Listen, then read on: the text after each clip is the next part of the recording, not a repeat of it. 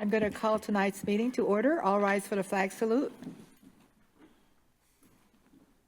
I pledge allegiance to the flag of the United States of America and to the republic for which it stands, one nation, under God, indivisible, with liberty and justice for all. Okay, welcome everybody. Roll call is next. Councilmember Murray. Present. Councilmember Ryan. Here. Councilmember Page. Present. Mayor Matsumoto Wright. Here. Mayor Pro Tem Wall. Here. Councilmember Sonmore. Here. Councilmember Woodard. Accounted for. That concludes roll call. Thank you very much. So next on our agenda is any changes to the agenda. Do we have any late changes? Hi, Mayor. Just a minor one on the Community and Economic Development fee schedule that you heard about last week and is on tonight's consent agenda. Just wanted to call council's attention to one item. We had a electric meter repair line item on the fee schedule, but that was for not a repair, it was for a full replacement. And when somebody needs to repair their meter, we have to charge some full replacement cost because that's the only thing that's on our fee schedule. So we have included a repair item that's half the cost of what it was before, and just wanted to make sure you were aware of that before you voted on consent. And we still have that on consent. Do we have to take it off? You don't have to take it off, but I did want to make sure that you were aware that it was there. We're just trying to reduce costs for people who are doing their electric meter repair rather than pay the full price. All right, thank you. Everybody's okay with that? Does that have any impact to the city then? So we're reducing the cost? We're reducing the cost, but the work is substantially reduced as well. So what we did was we took the time to inspect a replacement, which was an hour on the fee schedule, and took it down to half an hour. Okay. All right. Mayor Pro Tem, hold it. We're not there yet. Excuse me. So that's the late changes to agenda. Or addition to the agenda. Next is the public comments. Do we have any public comments? We do. We have one remote and 3 in person. Before we start, I'll read the public comment guidelines. Yes, go ahead. The city welcomes general public comments at the beginning of council work sessions and meetings and comments on a particular agenda item at the time it is being discussed. Public comments are for the official record. Council does not respond to comments or questions during this time. Address the council as a whole, and comments shall pertain to topics, not individual council members, staff, or audience members. Clearly state your name and your city of residence and limit your comments to no more than 5 minutes. The clerk will terminate your comments beyond the allotted 5-minute time or if there is a violation of the comment or behavior guidelines. Written comments received will be added to the official record but will not be read aloud. Thank you.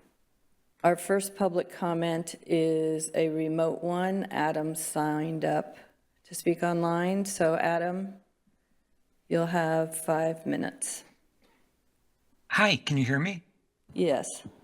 Hi. So with Thanksgiving right around the corner, I just wanted to talk a bit about COVID. I know it's a subject no one wants to hear or think about, but the pandemic never ended. Wastewater data shows there's more COVID circulating these days than there was in the time period people think of as back during the pandemic. People are getting reinfected multiple times and developing new health conditions. We're objectively in a mass disabling event. Everyone gathering for Thanksgiving is going to drive cases up even more, and each case has a significant chance of causing long COVID, events like heart attacks and strokes and pulmonary embolisms, and silent organ and blood vessel damage to everyone infected. And just for simplicity, I'm going to refer to all of those things as long COVID going forward.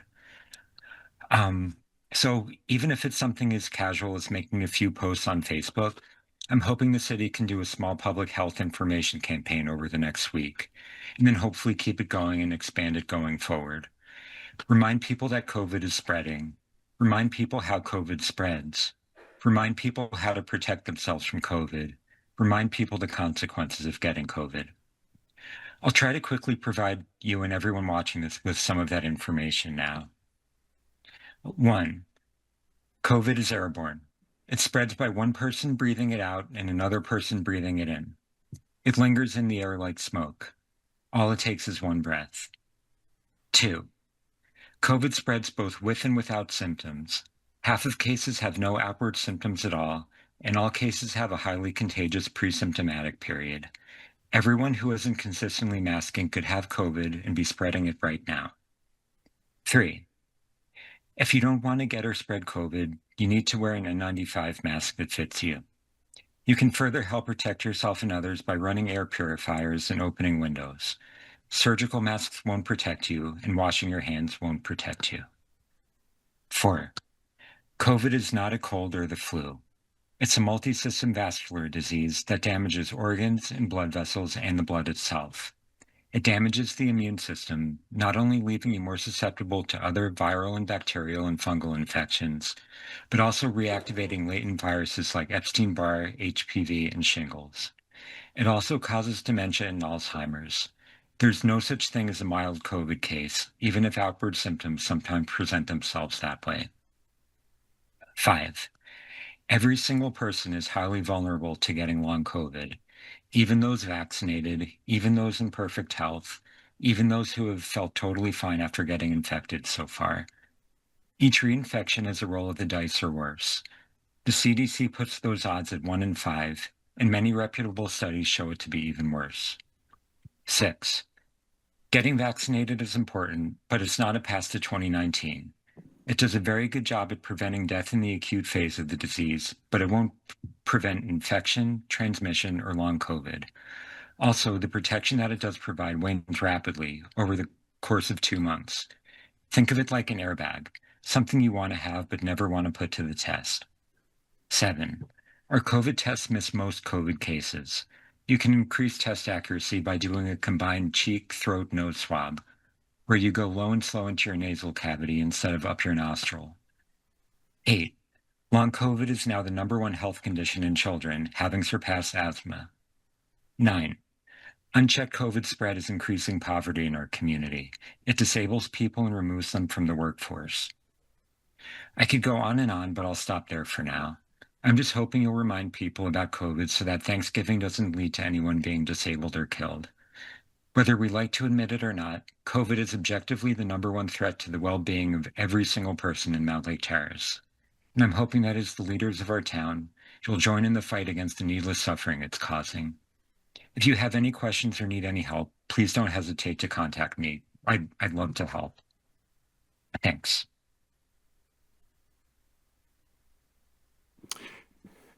And Mayor, the next public comments, they're actually on item 10, but due to how late on the agenda it is, I would ask if council is okay with allowing the public comment at this point rather than on that agenda item, but just keeping in mind that it's related to the 10th item on your agenda tonight.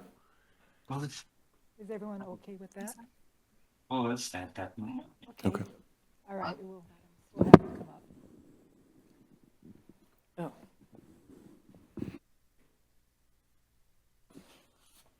Sorry, back to me. Emily Francisco, you'll have 5 minutes to speak at the podium.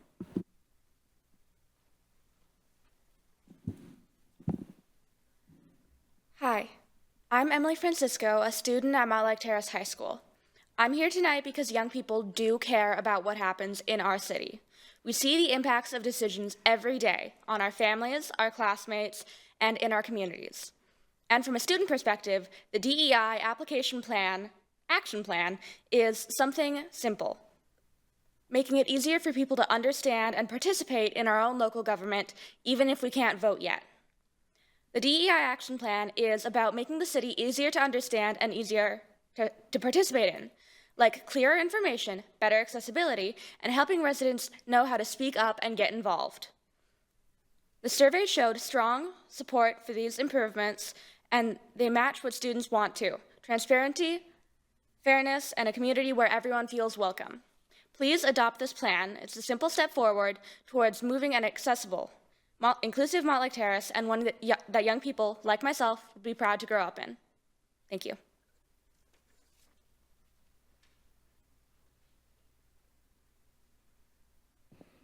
Chris Francisco, you'll have 5 minutes at the podium.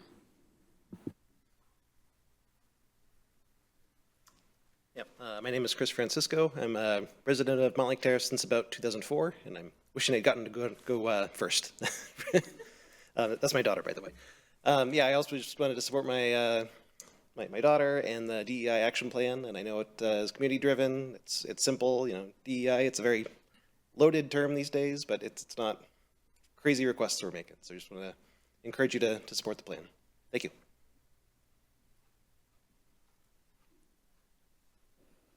Benita Francisco, 5 minutes at the podium.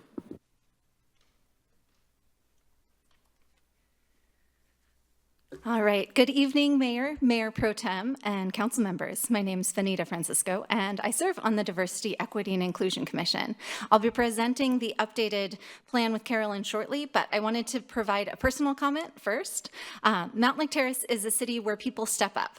Whether it's PTA leaders, volunteers at the food bank, the Ivy Club, our neighbors looking out for each other. The DEI strategic plan reflects those values. Residents told us they wanted clearer communication, easier access to information, and a city where people of all ages and backgrounds can participate. Since 2021, the Diversity, Equity, and Inclusion Commission, staff, and volunteers have been listening closely to what our community told us. That feedback is the foundation of the strategic plan. Overwhelmingly, people want a government that is easy to navigate, transparent, and responsive. These aren't new programs or initiatives. They're straightforward improvements that reduce confusion, build trust, and help residents feel more comfortable with engaging in the city. I also want to acknowledge one piece of the plan discussed at the November 6th City Council meeting, CA3, the recommendation that Council consider revising City Code by discussing term limits. The Commission did not request a specific policy change. We simply reflected what community members asked for, which is that Council have a thoughtful public discussion about term limits. And I want to thank you, because that's what you did on November 6th. It was thoughtful, the conversation was well-balanced, and explored pros, cons, personal beliefs around term limits. It honored the community's request for transparent dialogue, and it demonstrated the kind of civic engagement the plan is designed to support. Adopting this plan is a practical step forward towards strengthening civic participation and ensuring Mountlake Terrace remains welcoming, accessible, and fair for everyone. Thank you.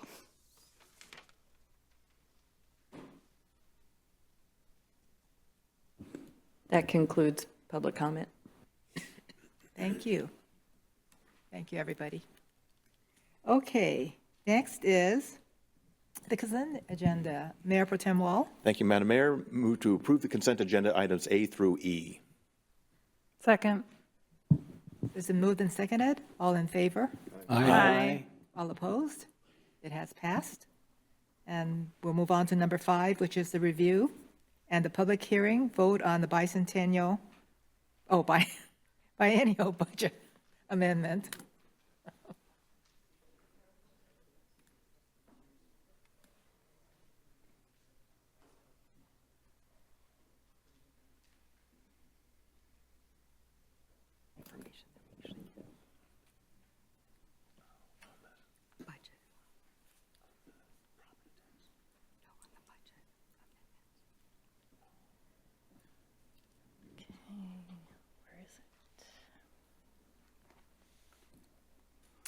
Okay, good evening, Mayor, Mayor Pro Tem, and council members.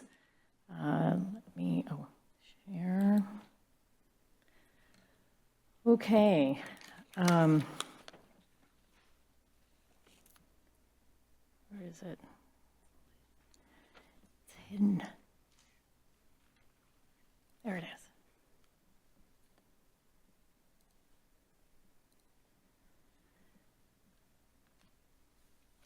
Okay, here we go.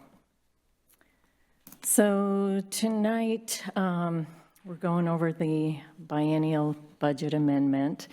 The city has a biennial budget, and one of the requirements is to have a biennial review.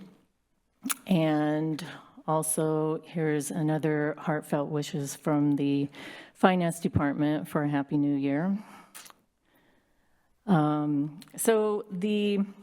Last week, we gave presentations on the third quarter financials, and then we also presented the modification to the biennial budget.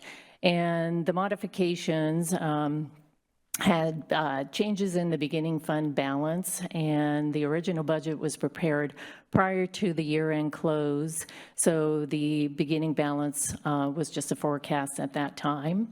And also, the books hadn't been closed for a few years, so that changed the beginning balance also. Also, we had transferred to new funds. The council approved funds last month. And so that was just a movement, transfers, and that did not change the numbers at all. It didn't increase or decrease. And then there are changes to the capital projects, and several of the projects were moved to 2026. I promise you I'm not going through 81 slides. I know this is kind of probably PTSD for all of you.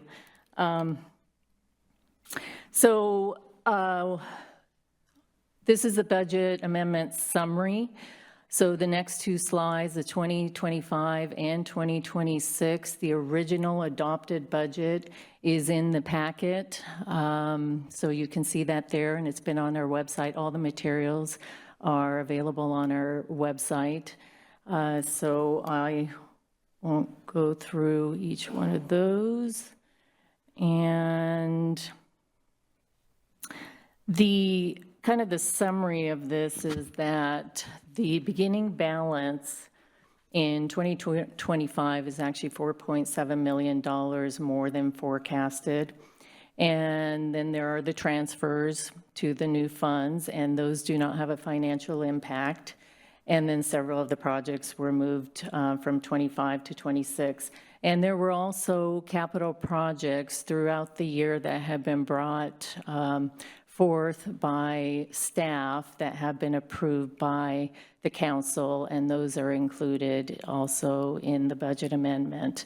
And the ending fund balance for 2026 is approximately $206,000 higher than the original adopted budget.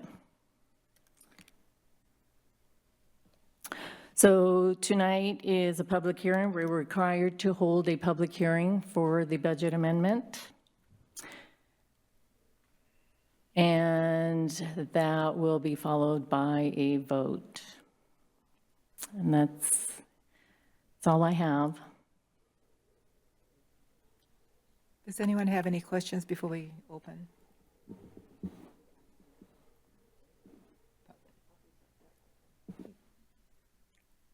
There's a what? Okay, yeah, I just have a few. Okay, In you the have past, questions, okay. usually we get line item budgets for this because this is a really high-level summary of the budget. Will the council be receiving the line item budget? Oh, okay, that tells me a lot right there. Okay, so I just have a couple other questions.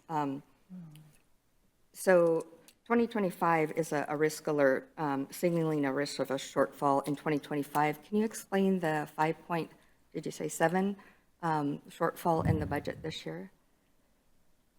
I'm sorry, say that again? Where is the $4.7 million that is, you said that it was, it was short, the issue of the general funds.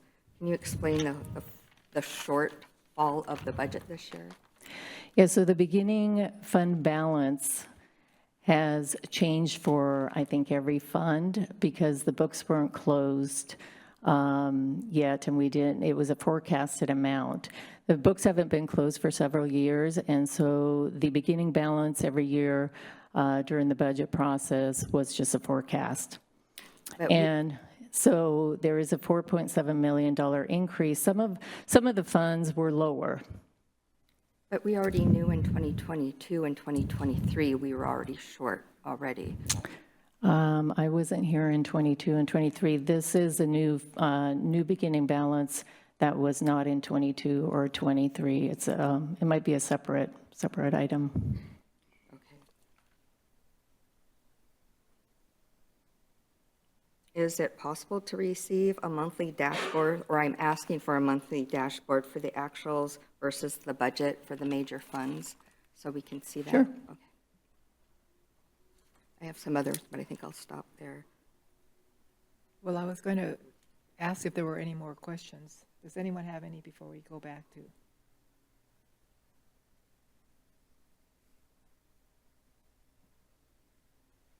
Okay.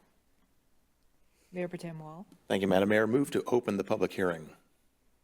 Second. So it's been moved and seconded to open the public hearing. All in favor? Aye. Aye. All opposed? Public hearing is now open. Do we have anyone signed up? No one signed up to provide public testimony on this item. Okay, now do we close it? Mayor Pro Tem Wall. Thank you, Madam Mayor. Move to close the public hearing. Second. So it's been moved and seconded to close the public hearing. All in favor? Aye. Aye. All opposed? Public hearing is now closed. Do we have more discussion before we vote? Put a motion on the table and we can discuss. Any discussion? Unless we have further questions.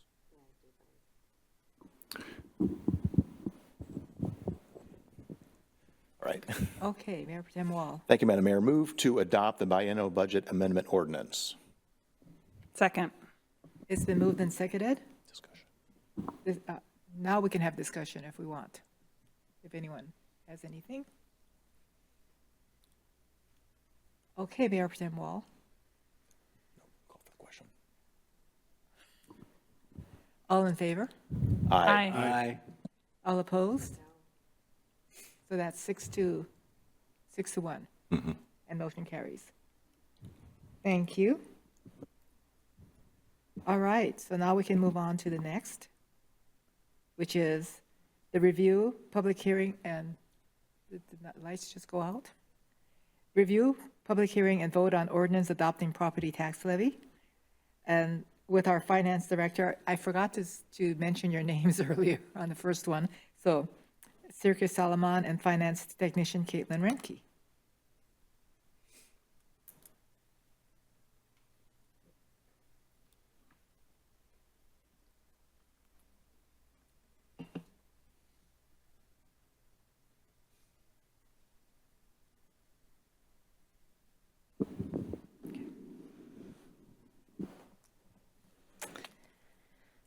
And this one is the 2025 property taxes to be collected in 2026. The background of this, we're required to have a public hearing, which is tonight. We're allowed to raise property taxes by 1% or the IPD, whichever is lower. This year, the IPD is 2.44%, so we're requesting the 1% increase. The 2026 assessed value is $5.4 billion, an increase of 4.35%. The new construction is $16.8 million. Property taxes in Snohomish County are $1.8 billion. Between state and local schools, they get 63.7% of that, and cities only get 7.79%. This is the typical property tax for the average resident in Snohomish County. Ours is, for Mountlake Terrace, it's $4,707. This is the operating levy. With the 1% increase, it will increase by $33,000 to $135,000, an average of $2.84 per home. Our staff recommendation is to adopt this property tax ordinance and the public hearing. Okay. We're going to open the... Questions first. Any questions first? Any questions before we go? Councilmember Ryan? Thank you, Mayor. The last slide, I think, or one of those slides, just let us and the public know what this 1% would do for increasing from last year to 2026. Thank you. So for the average home in Mountlake Terrace, it would increase property tax bill by $2.84.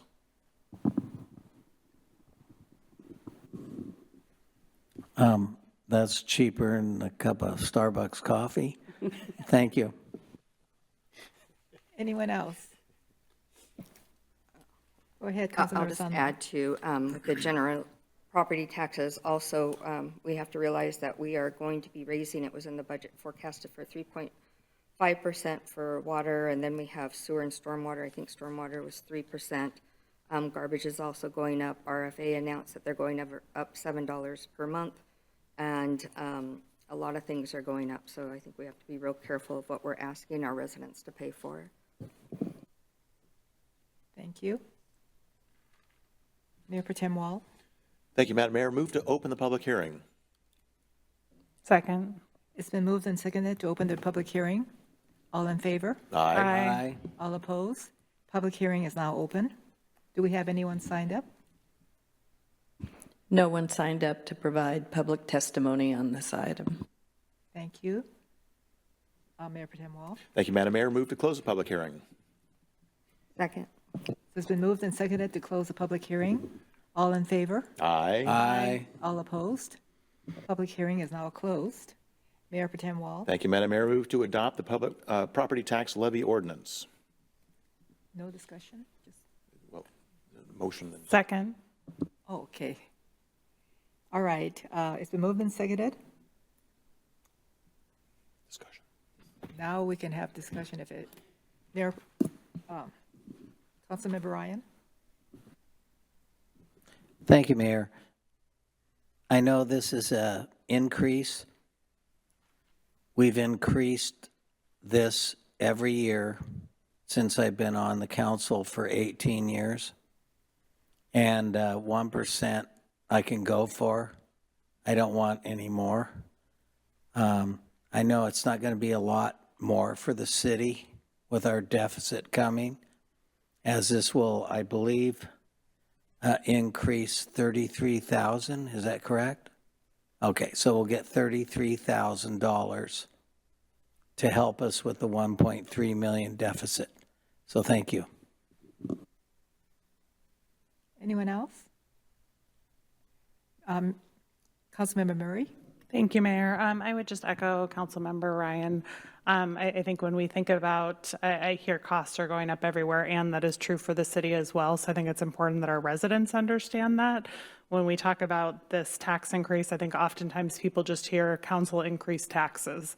Well, council increased taxes by 1%, which, as Councilmember Ryan stated, is about $2.84 per household and only totals about $33,000 annually, which, unfortunately does not cover all of the tax increases we've seen in our costs, but is an important part of us working to maintain a balanced budget, and is an important part of, trying to make incremental increases on a regular basis versus letting costs build up over time and then having to take more dramatic steps. So I appreciate that this is before us and that we're able to continue to make decisions to work to maintain our fiscal health as a city. Councilmember Woodard. Thank you, Mayor. I didn't know we were doing this, so this feels right to say it now. I really just wanted to say I appreciate the conversation that's happening right now, but I also wanted to echo the courageous words, quite frankly, of Councilmember Sonmore, which was foreshadowing for our residents. We really are facing some really dire times and some tough decisions ahead, and we are all residents here, so we are all going to be shouldering that in some capacity. So we are not doing this in a vacuum, and we do recognize that, sure, this one might be just a $3 to $4, and just to say recognize that can ruin people's economies, but nonetheless, from what appears to be a small amount, we aren't doing this in a vacuum, and we do recognize there will be other additions coming down the line here. But I do think that's fair foreshadowing and something that no city is going to be able to avoid. So it's not mismanagement. It is not any one council's preference. This is just the reality that we are facing. So that said, I also want to thank you all for the wonderful work that you've been doing to clear these lines up so that things aren't just transparent, but they're understandable. Because as we're asking for this money, people are going to want to know, well, what is it actually going to? And we can now answer that in a much more crisp way. I think that will just help people understand that this is why when you put in extra money, if that's what it's called, extra, here's what you're getting for that. So again, appreciate the conversation that's happening up here, but again, wanted to echo that this conversation is not in a vacuum, and this council recognizes that. Councilmember Salmore? I just want to say I'll be voting no on this as well because we're going to be going back out to the citizens and asking them for more money in the future, and it will be a lot more than what we're asking for now. Anyone else? Okay. Call for the question. All right, all in favor? Aye. Aye. All opposed? No. So that's 6-1. Thank you. Okay, now we move on to the next, which is the review and vote ordinance adopting franchise agreement with Puget Sound Energy with our Public Works Director, Gary Schmick. Good evening, Mayor, Mayor Pro Tem, and Council. Here today for the second reading in relation to our Puget Sound Energy franchise agreement. You may remember I was here, I think virtually, on November 6th. I wasn't feeling that good that night. But I described the franchise agreement, and we also held a public hearing on that date. And just a reminder, this franchise agreement with PSC has expired, so we're starting new, but it's based on the previous agreement. I think Councilmember Sonmore, asked last time if there are any significant changes, and there really are not. This is just bringing our agreement up to current standards. And it allows PSC then to conduct their business within the city right-of-way. And again, they still are required to obtain permits as needed for their work. But this allows that permit process to be expedited. So they work hand in hand. This agreement will be as original for 25 years.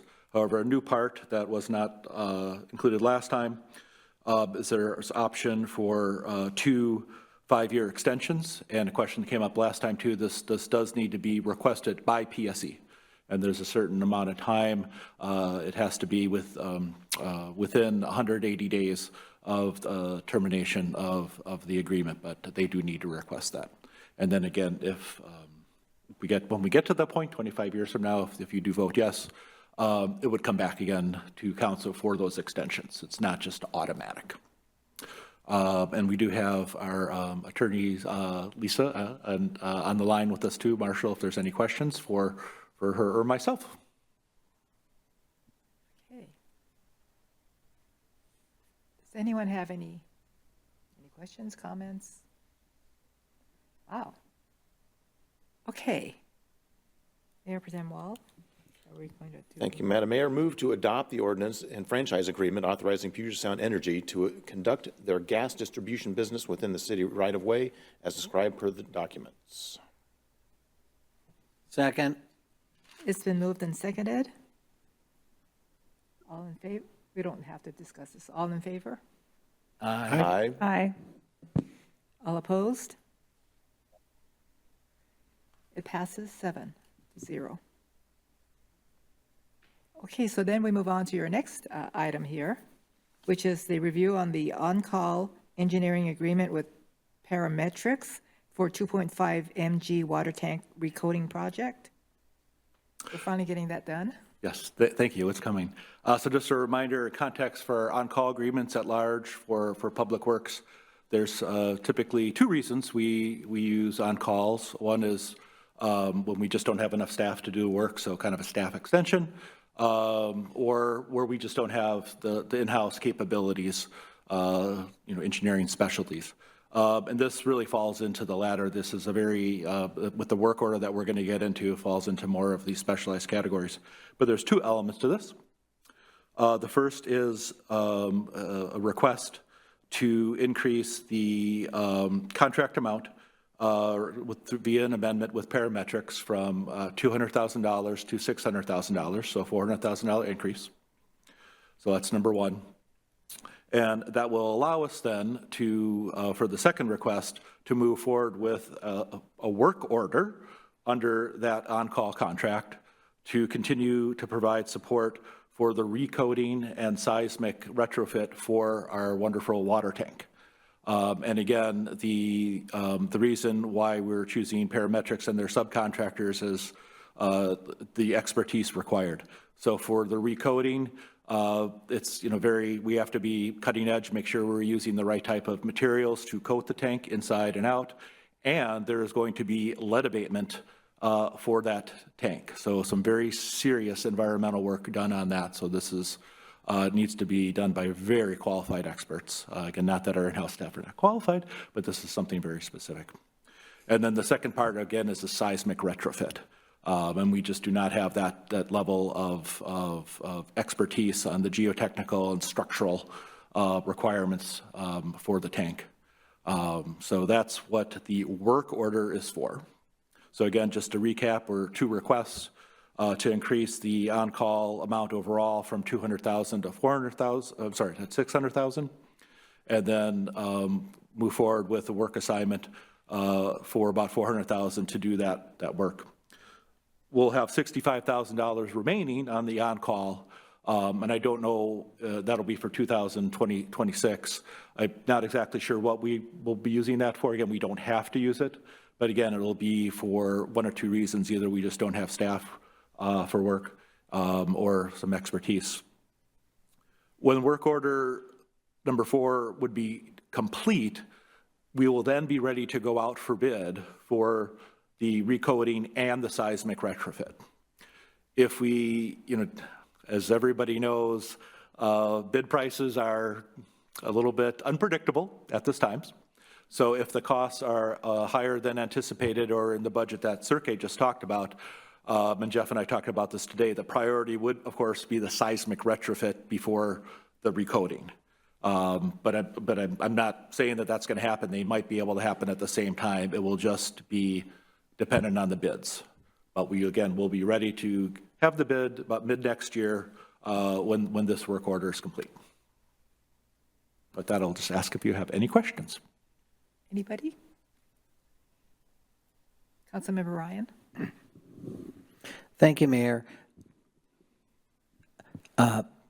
If we did nothing to the tank and let it sit there, how long would it take to fall down or break or not work? It's a great question. I don't know. Jeff, there's 2 ways to answer that. One is without thinking about a unthinkable seismic or earthquake. So if, in terms of life, just life expectancy from a tank, we have about 5 to 10 years based on when it was built, the type of materials, the weathering that's taken place.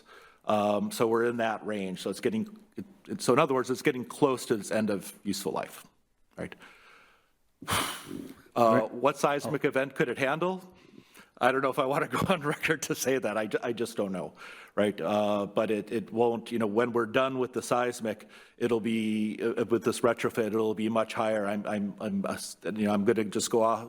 I don't have the data in front of me and I can get back to you specifically, but I think we're going to be designing it to a seismic level of maybe a 6.5 to a 7. And we can come back to you on that, but that may be actually options we come to you on with the cost. Like if there is a exponential increase from a 5, on a Richter scale to a 7, if, what those costs might be, if they're radically different, that's something we'd come and look to you for to help guide us on what type of level of protection you actually would want for the community for that. Well, thank you. I'm glad you could look into the crystal ball and look into the future on that one, because I'm sure that's a lot of people are wondering those questions as they drive by there, wonder why we're talking about this. So thank you. You're welcome. Councilmember Salmore? This is one of the items that I think that the city is expected to pay for and residents expect it on our budget. So that being said, it's over budget. Did we budget so much for it before and now we're over budget? Oh, no, not yet. We just, the budget was set, during the 25-26 process, and we've kept it the same, but and we have been talking with others in the area that have gone through it recently, and we believe our cost estimates are good, but just my concern is things have changing, right? Sometimes, you know, some of the bids for other engineering projects are coming in twice the engineer's estimate. So it's kind of one of those crystal ball things. I think we're good, but just depending on, you know, tariffs and other things that are occurring at different levels, I just wanted to just give you that caution that if the bids are higher, what our choices would be, and that would be, you know, seismic or repainting, and we'd have to make that, you know, we bring that decision to you, of course, but my recommendation would be if there are cost issues, that we would probably be recommending seismic to go first. But we're not at that point yet. We're more of just trying to be transparent. Right, and we want our citizens to have good drinking water. In a case of emergency, we want it there. We don't want, since we're on a hill and it sits so far on a hill, I always worry about it being very stable. How is the top of it? I heard it was soft years ago. Are we replacing that? I'm sorry? On the large tank, I heard it was soft up on top. Are we still having any? No, I'd have to look. I'd have to look at it. I don't think so. I think there may have been again need for painting up there, but from my understanding, the integrity in terms of either rusting or corrosion's the better word. We're okay, you know, as long as we get that coating done soon. So there's, you know, at this point, there has been no recent concern about any soft spots or corrosion potentially contaminating. It's more if we don't act, then that becomes more of a reality just because of the weather, especially in the Pacific Northwest, right? The wet weather, that's just ideal for corrosion. Right, we've gotten past reports when they put the Christmas tree up there about the top. That's why I asked. We actually are putting up the tree tomorrow, so I will get some pictures. Yes, that's very prideful, and please thank the people that are doing that. Yes. I'm afraid of heights. I don't think I'd like being up there, but I love looking at it. And the last thing is just what you said about the lead. We've been talking about that for so many years. Is one lead-free and the other one's not, or are they both? Good. My understanding, I will just confirm this, if I will come back if I didn't get this correct, but I believe the two smaller tanks are lead-free, and it's the large tank that was, when the last painting was done, it was chosen just to paint over and not remove the lead, but I'll make sure I get that's correct, and if not, I'll get back to you on that. We were told that when you chip that paint, it cannot go on the ground, it cannot fly in the air. I mean, it's a big ordeal, and so when you said that, it's going to be a very serious ordeal when we do this. Very serious. And the last thing I'll ask that has been asked, are we keeping it the same color? I think that's up for grabs. I think we're going to be talking about that. Thank you. Oh, is that a hand? Okay. Councilmember Woodard. Thank you, Mayor. I don't want to drag this out, but I just want to make sure I'm understanding. So, a moment of vulnerability, mostly because it's $500,000. But I'm looking at deliverables, and at the end of it all, it's an electronic drawing file. It doesn't matter what the rest of it is. It's an electronic drawing file, right. $500,000. I just want to make sure our residents understand. That's not painting it. That's actually just making sure you can even do it. Right. This basically. is to be super clear, right? It is basically bid documents. Yeah. That will be not only the drawings, but the specifications about how we want the work to be done.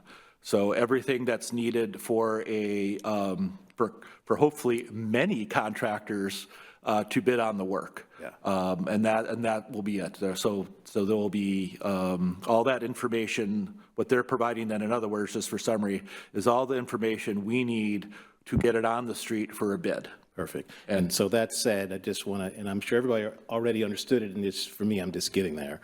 I'm slow, but eventually I get there. I just want to make sure our residents understand to tie all this together. This is not something we can ignore. We can't be like, oh, don't worry about it, to Councilmember Ryan's point. It is poised to eventually come down one way or the other because it's not up to standards there, go retrofitting and all of that, right? Earthquake and all that. We don't It want to would say these be, things out in loud. my but- opinion, as an engineer, very unwise to let this project go. Yeah, so, There would be so higher that said, I hikes. just, wanted to acknowledge it's an electronic drawing for $500,000, but obviously a lot of work goes into that. But it's also unavoidable. So as we're talking once again about raising taxes and we're talking about expenses and cutting back, these are certain bills that you cannot avoid. And I just wanted to make sure that people understood that.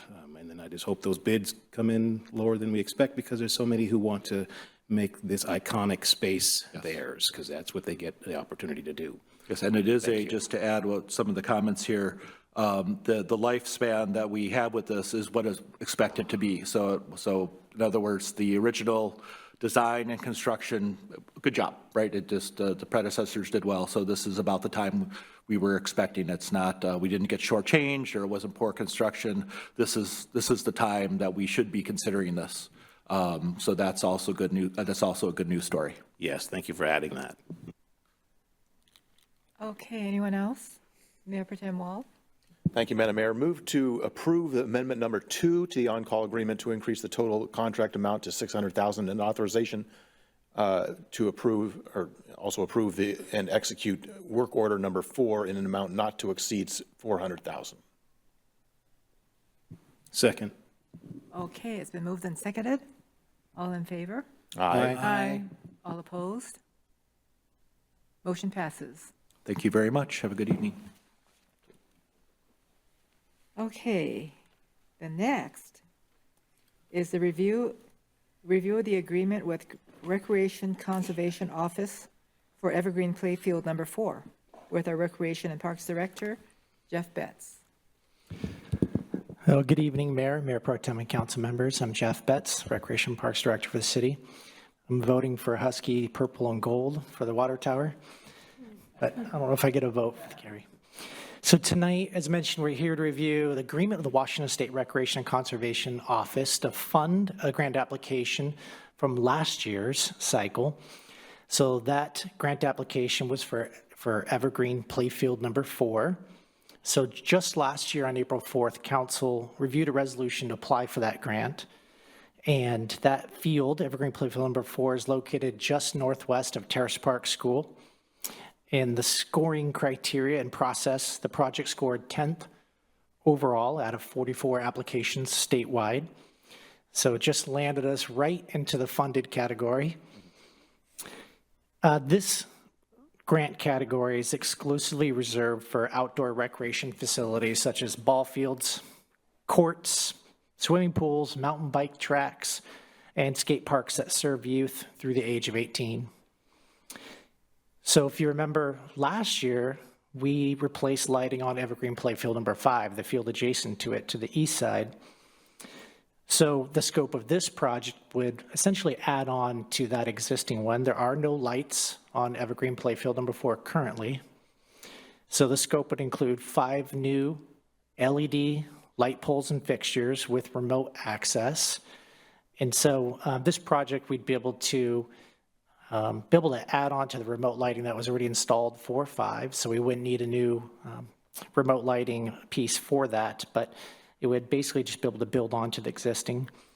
So that improvement would also not only allow us to light both fields independently as ball fields, but as one single complete athletic field for soccer or other sports like that that need larger spaces. So this improvement was recommended by the Recreation and Park Open Space Master Plan as well as a comprehensive plan. And really it's to increase access to athletic fields and recreation space in preparation for population growth that we know is coming. So as we know, we're at capacity for buildable land, especially for large spaces like athletic fields, but we can't expand our usable field space essentially by adding lighting or expanding the timelines that you can use the fields with turf. So in light of that, this project is being funded by the grant amount of $326,500. So that's 50% of the project cost. And the total estimated project cost would be $653,000. The city match is coming from capital improvement funds. Our deadline per the agreement to complete the project is December 31st, 2027. And this project is already identified in our capital improvement program as well as I mentioned, in the Recreation Park Open Space Plan. So next steps for the project, if council approves this agreement, would be probably within the next year to begin the design process and then start looking into, we also have to do some investigative work on the property itself. The state requires some work to be done underground to make sure there's not anything that antiquities and things like that. So all those things would start within the next year.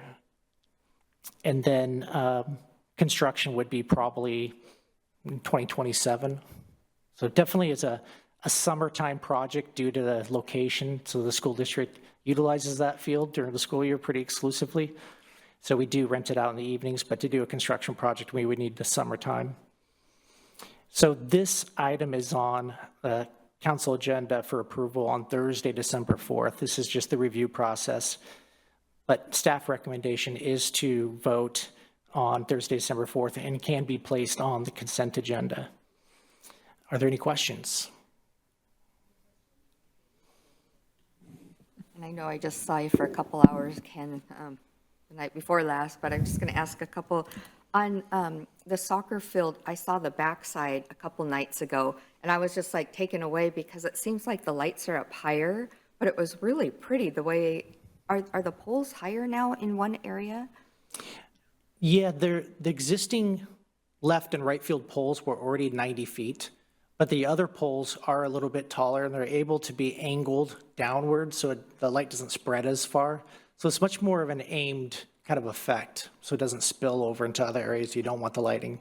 Yeah, because I was thinking it would, the neighbors right behind it would light up, but the way it was kind of going up and out, I don't know, it just looked really pretty. So on the other side, it seems appropriate to have lighting because the concession stand was broken into, so maybe having more lights in that area. Would it light it up there as well? So that's up by Evergreen Playfield number 3. So in that area, when we get to that project, there will be light improvements as well. So there'll be a new facility that would be in place of that one, and there will be lighting for that. So it'll be an improvement there too. So this doesn't really help that, okay. No, this will be down by the school more. Oh, more by the school. To the south. Mm-hmm. Sorry, I was thinking it would light up the whole area a lot more just because those poles are so up high. Yeah, they do a really good job of making sure the light only hits the ball field, really just for the neighbors, right? So nobody wants that light spilling into their windows and things like that. Anyone else? Okay, so everyone's okay with this being on the consent agenda on December 4th? All right. Thank you. Thank you. Okay, so I know you guys have been patiently waiting for number 10, and that will be the review of the Diversity, Equity, and Inclusion Strategic Plan. And it's going to be with Carolyn Hope, our Deputy City Manager, and members of the DEI Committee. All right. Thank you, Council, Mayor Pro Tem, and community members. I'm here tonight with Benita Francisco, who is one of the Diversity, Equity, Inclusion Commissioners, and we have several commissioners here in support. Just give me a moment. I'm sorry, point of privilege, could you be louder? Thank you. Sure, yes, sorry about that. Sorry.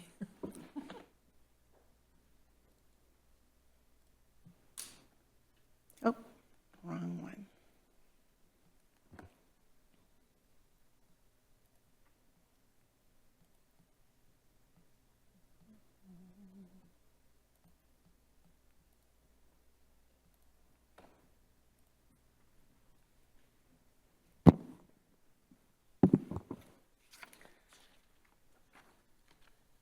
Okay.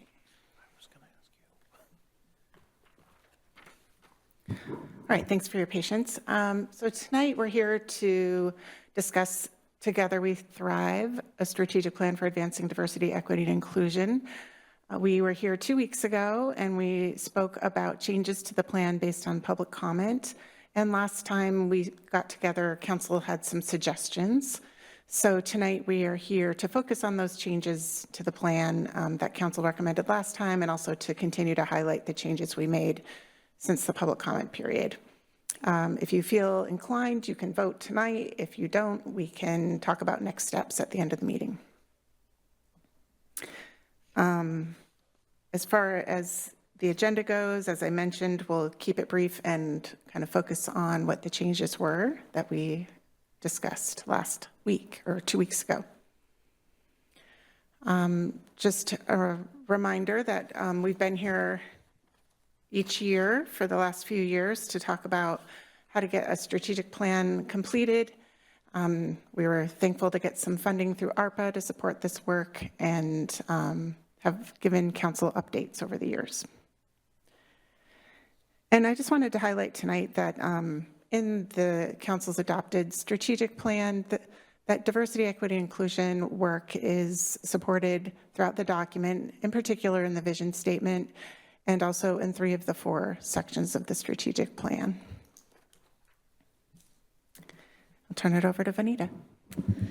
All right, so the Commission's mission statement is to celebrate and promote a diverse, equitable, and inclusive culture within the community, eliminate any form of actual or perceived discrimination, and help community members from all backgrounds to learn, grow, and thrive.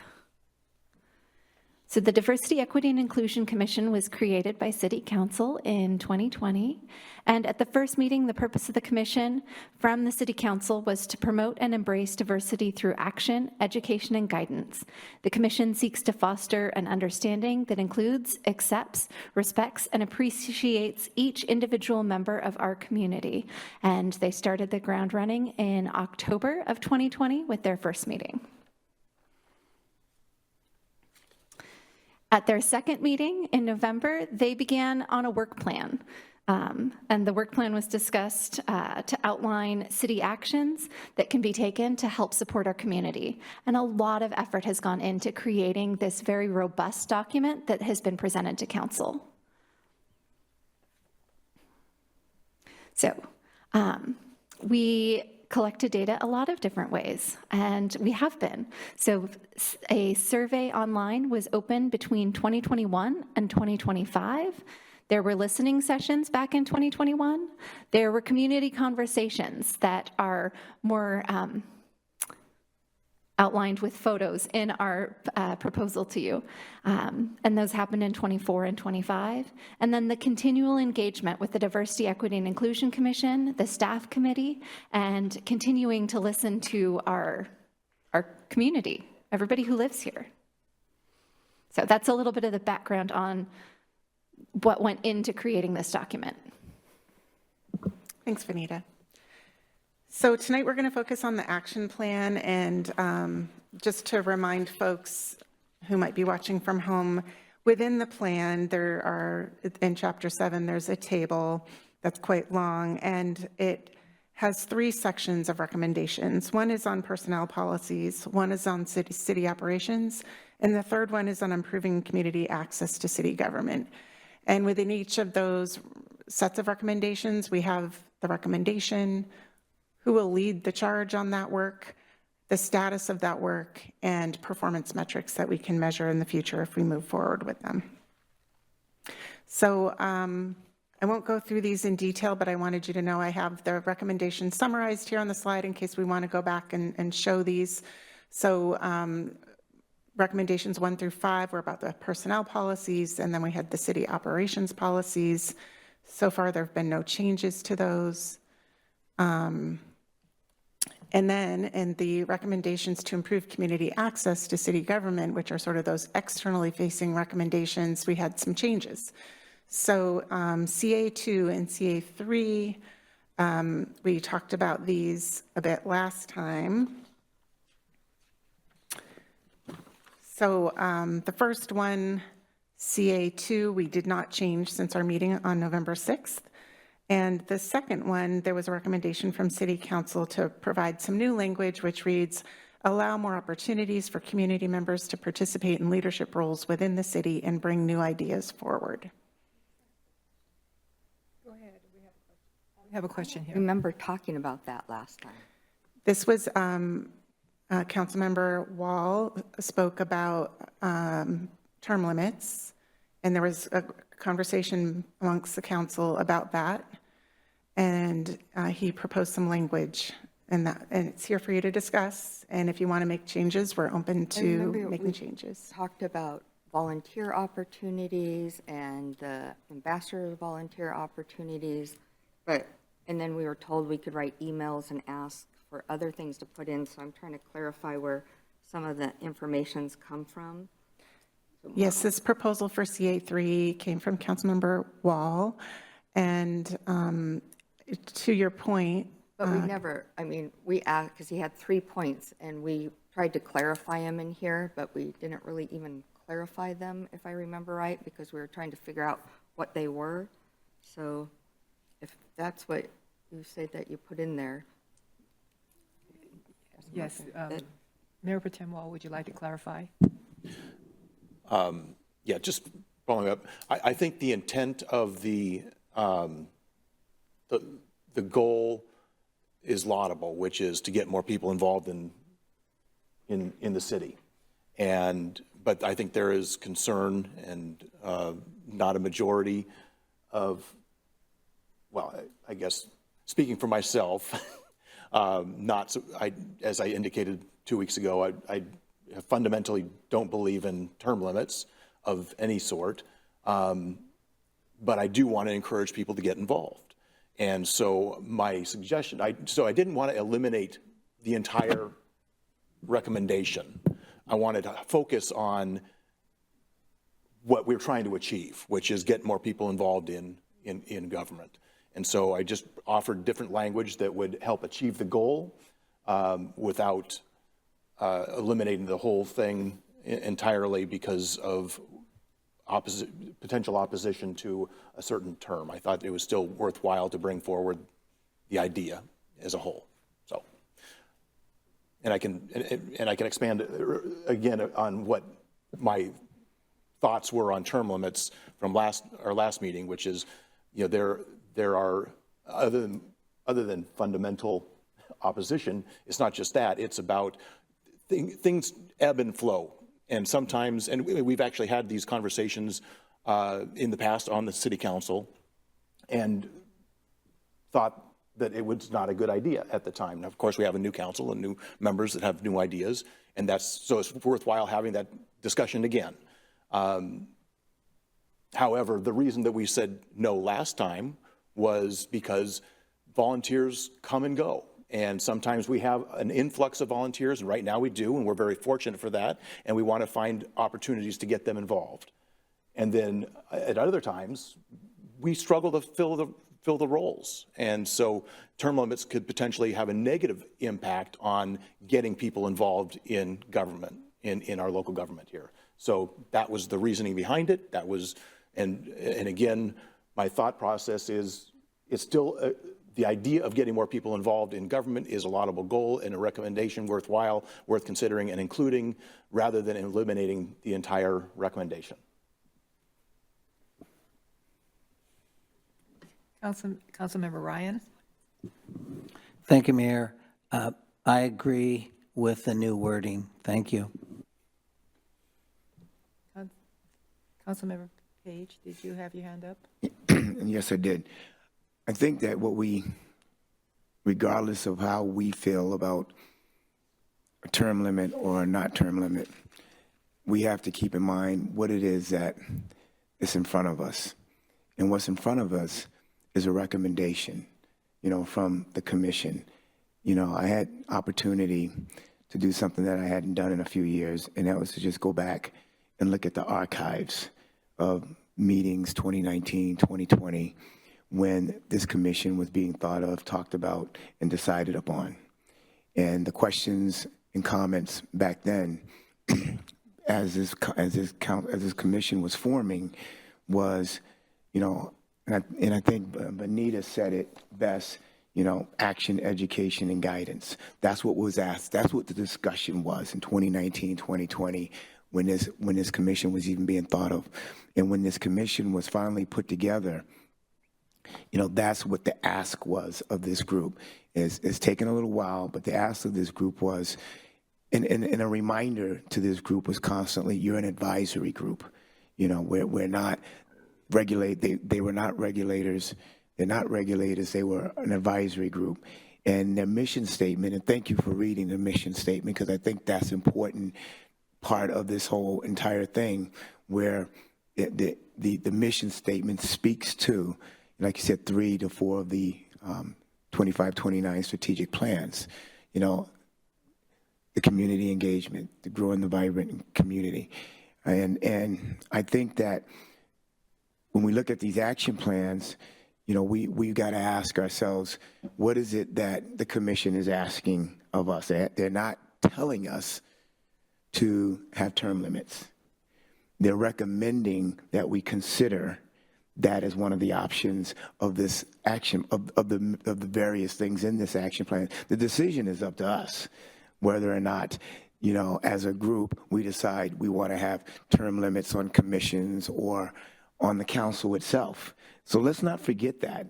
You know, they're not telling us to do anything, all right? I think the other thing that's important is, you know, as far as I'm concerned, this commission has been hitting home runs for the last 5 years in terms of advising the city on, again, what their mission statement, you know, speaks to.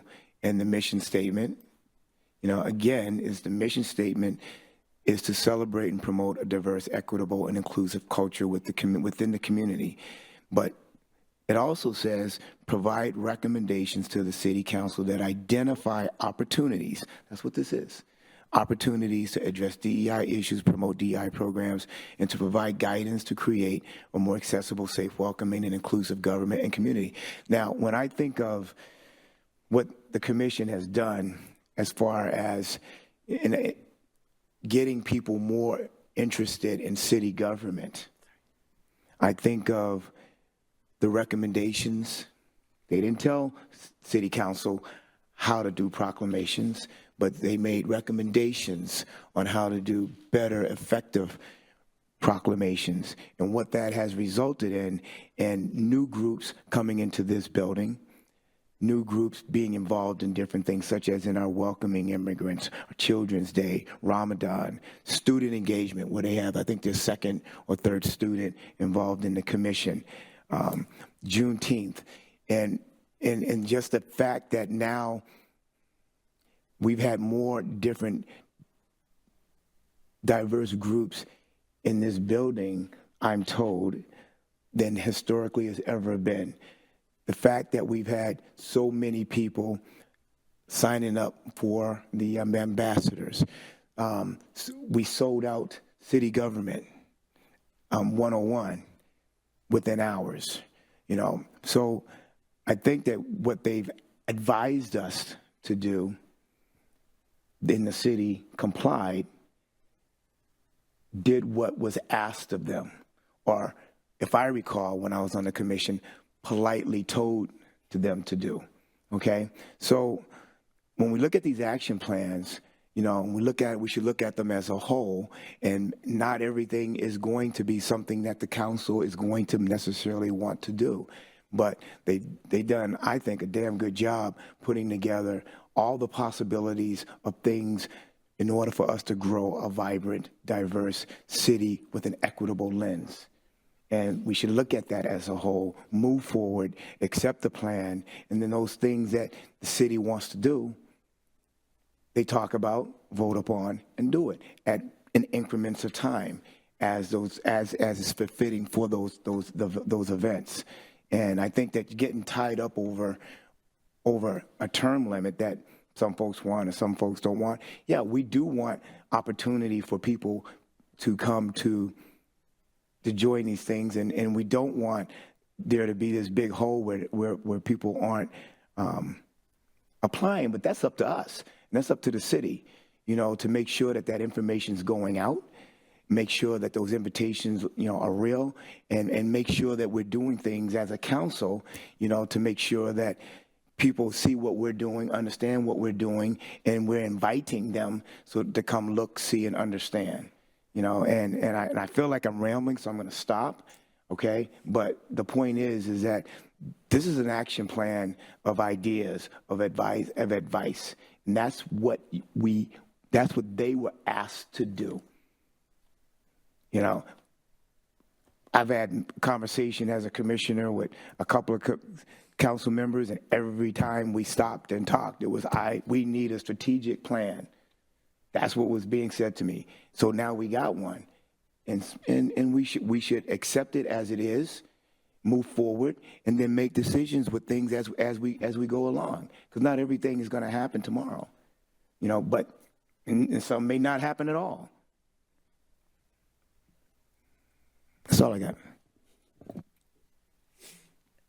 Councilmember Sonmore. I was just going to thank Councilman Wall. The reason I brought up these questions too, because I know Scott and Juanita weren't at the last meeting, so I kind of wanted you to hear the dialogue too of why the changes were there. So thank you.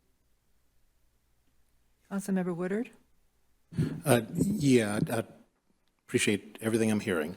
I just wanted to, and I don't know that you can answer, we're not really set up that way, but I would just say from where I sit, I personally also agree with Councilman Ryan. I like the new language, allow more opportunities for community members to participate. I said some version of that 2 weeks ago. But I say that on the heels of the wonderful points that were just made by Councilmember Page, which is, I feel like this makes the adjustment, but if you as a commission don't, I would say that, well, there's some irony to be acknowledged here, that to the points that were made already, we asked you to do something, you did it, and now we're telling you we don't like it, so change it. That's not how diversity, equity, or inclusion works. So in that regard, I would say, I think that this is what you all were getting at with term limits, but if it isn't, then this is your chance to push back a little, if not a lot. And so I kind of leave it there, which I don't know if you can answer or not, but that's the question that I pose to you all. May I answer that? So term limits is a concept that's come up in community conversations. It's not something that was in my back pocket that I was sneaky about or that anyone on the commission started on our own. It's something that we heard in our listening sessions, which is the foundation of the recommendations that we have here for you. So whatever anyone's personal beliefs are, the goal here is to share the information from the community and discussion points. I think it's been a robust conversation that you've all had, and I've loved hearing it. And I think that that's not a bad thing to revisit. And I also agree that the changes in the language of adding more opportunities for community members to engage is useful and helpful. I would love to see both components in the strategic plan, but not at the expense of not moving the rest of it forward.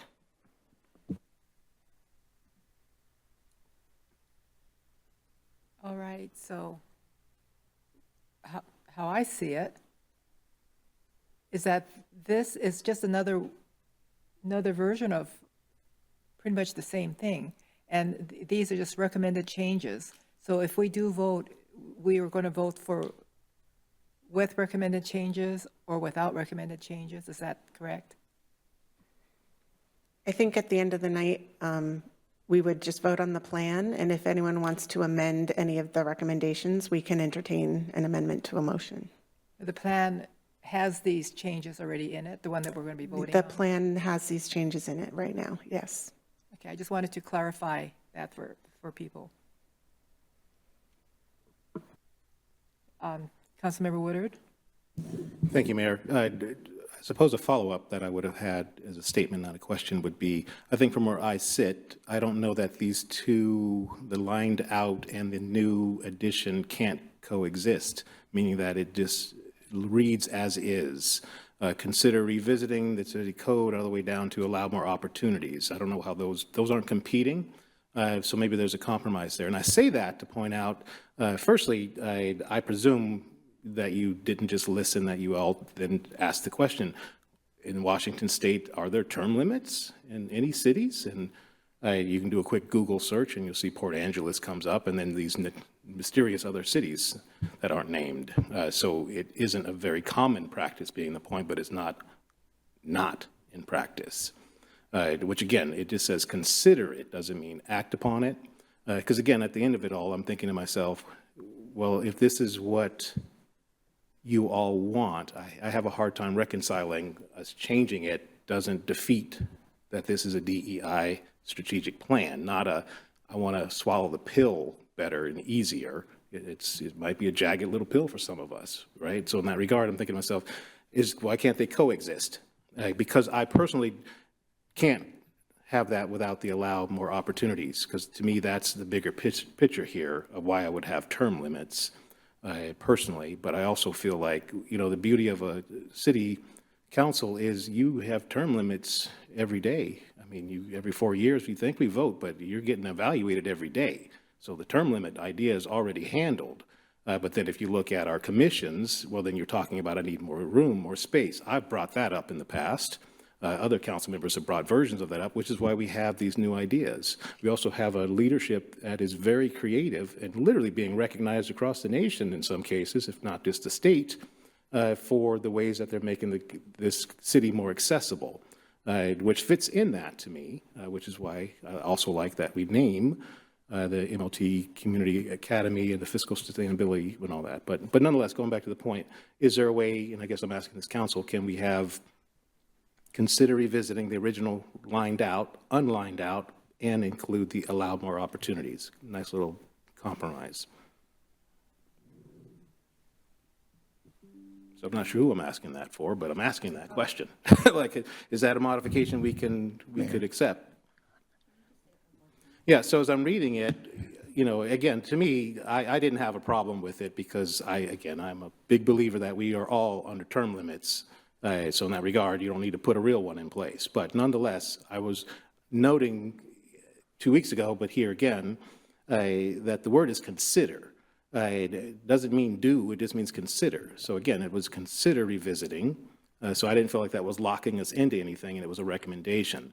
And what I didn't want to do was lose the heart of what they were actually saying, because we're trying to make it more palatable for ourselves. Because at the end of it all, we do want more opportunities for people to get engaged, which again, those seem like the same, getting at the same thing, if you will. So I'm saying redline that, add the new stuff in and make it all one. That's what I'm suggesting. Well, no, so we would leave the whole thing. Consider revisiting it's lined out. Consider revisiting the city code to limit the term of service for all committees, because again, the operative word is consider, but then it's followed up with a stronger statement, allow more opportunities for community members to participate. I feel like that's a nice married together concept, because at the end of it all, I think the thing that's concerning us is the term limits. But again, to Commissioner's Francisco's point, we're already doing what they asked. We're demonstrating it right now. I mean, that we're dragging this out. We're demonstrating what they wanted. I get the point here. I appreciate how you reframe that. But again, it's just this idea of consider. Councilmember Sandor? If we're looking for a debate in that, but. I guess we are, yes. So I like the way it's now written, just because you pointed out every day we get term limits. But I was reading some data on term limits as well, and it said for council people, it's like really every 2 years there's term limits, and it's opened up to everybody who's a citizen or, you know, lives in our community. And also with the boards and commissions, we've been, we used to not have enough people, and I just don't want to turn anybody away thinking that, you know, all of a sudden you're going to be removed and you're going to be term limited out when you're doing this fabulous job for the city in certain events. And so actually the boards really do have a kind of a mechanism in there, because you guys review them every 4 years. And also if a board member isn't attending a meeting, they also can get replaced. So we've got built in The only other data I was reading is if it comes up, then there must be an issue that somebody has an issue with, and that's what I was worried about is it was brought up because somebody's having an issue with our council, and so that's why I thought it was being brought up. Somebody else has a comment. Councilmember Murray. Thank you, Mayor. I appreciate the opportunity to hear the conversation. I apologize that I missed the last conversation. I like Councilmember Woodard's suggestion about incorporating both of those. So the intent, because I'm the liaison to the commission, I've heard them discuss these issues, and this was one they spent a lot of time discussing, and candidly there was unanimous support for across the commission.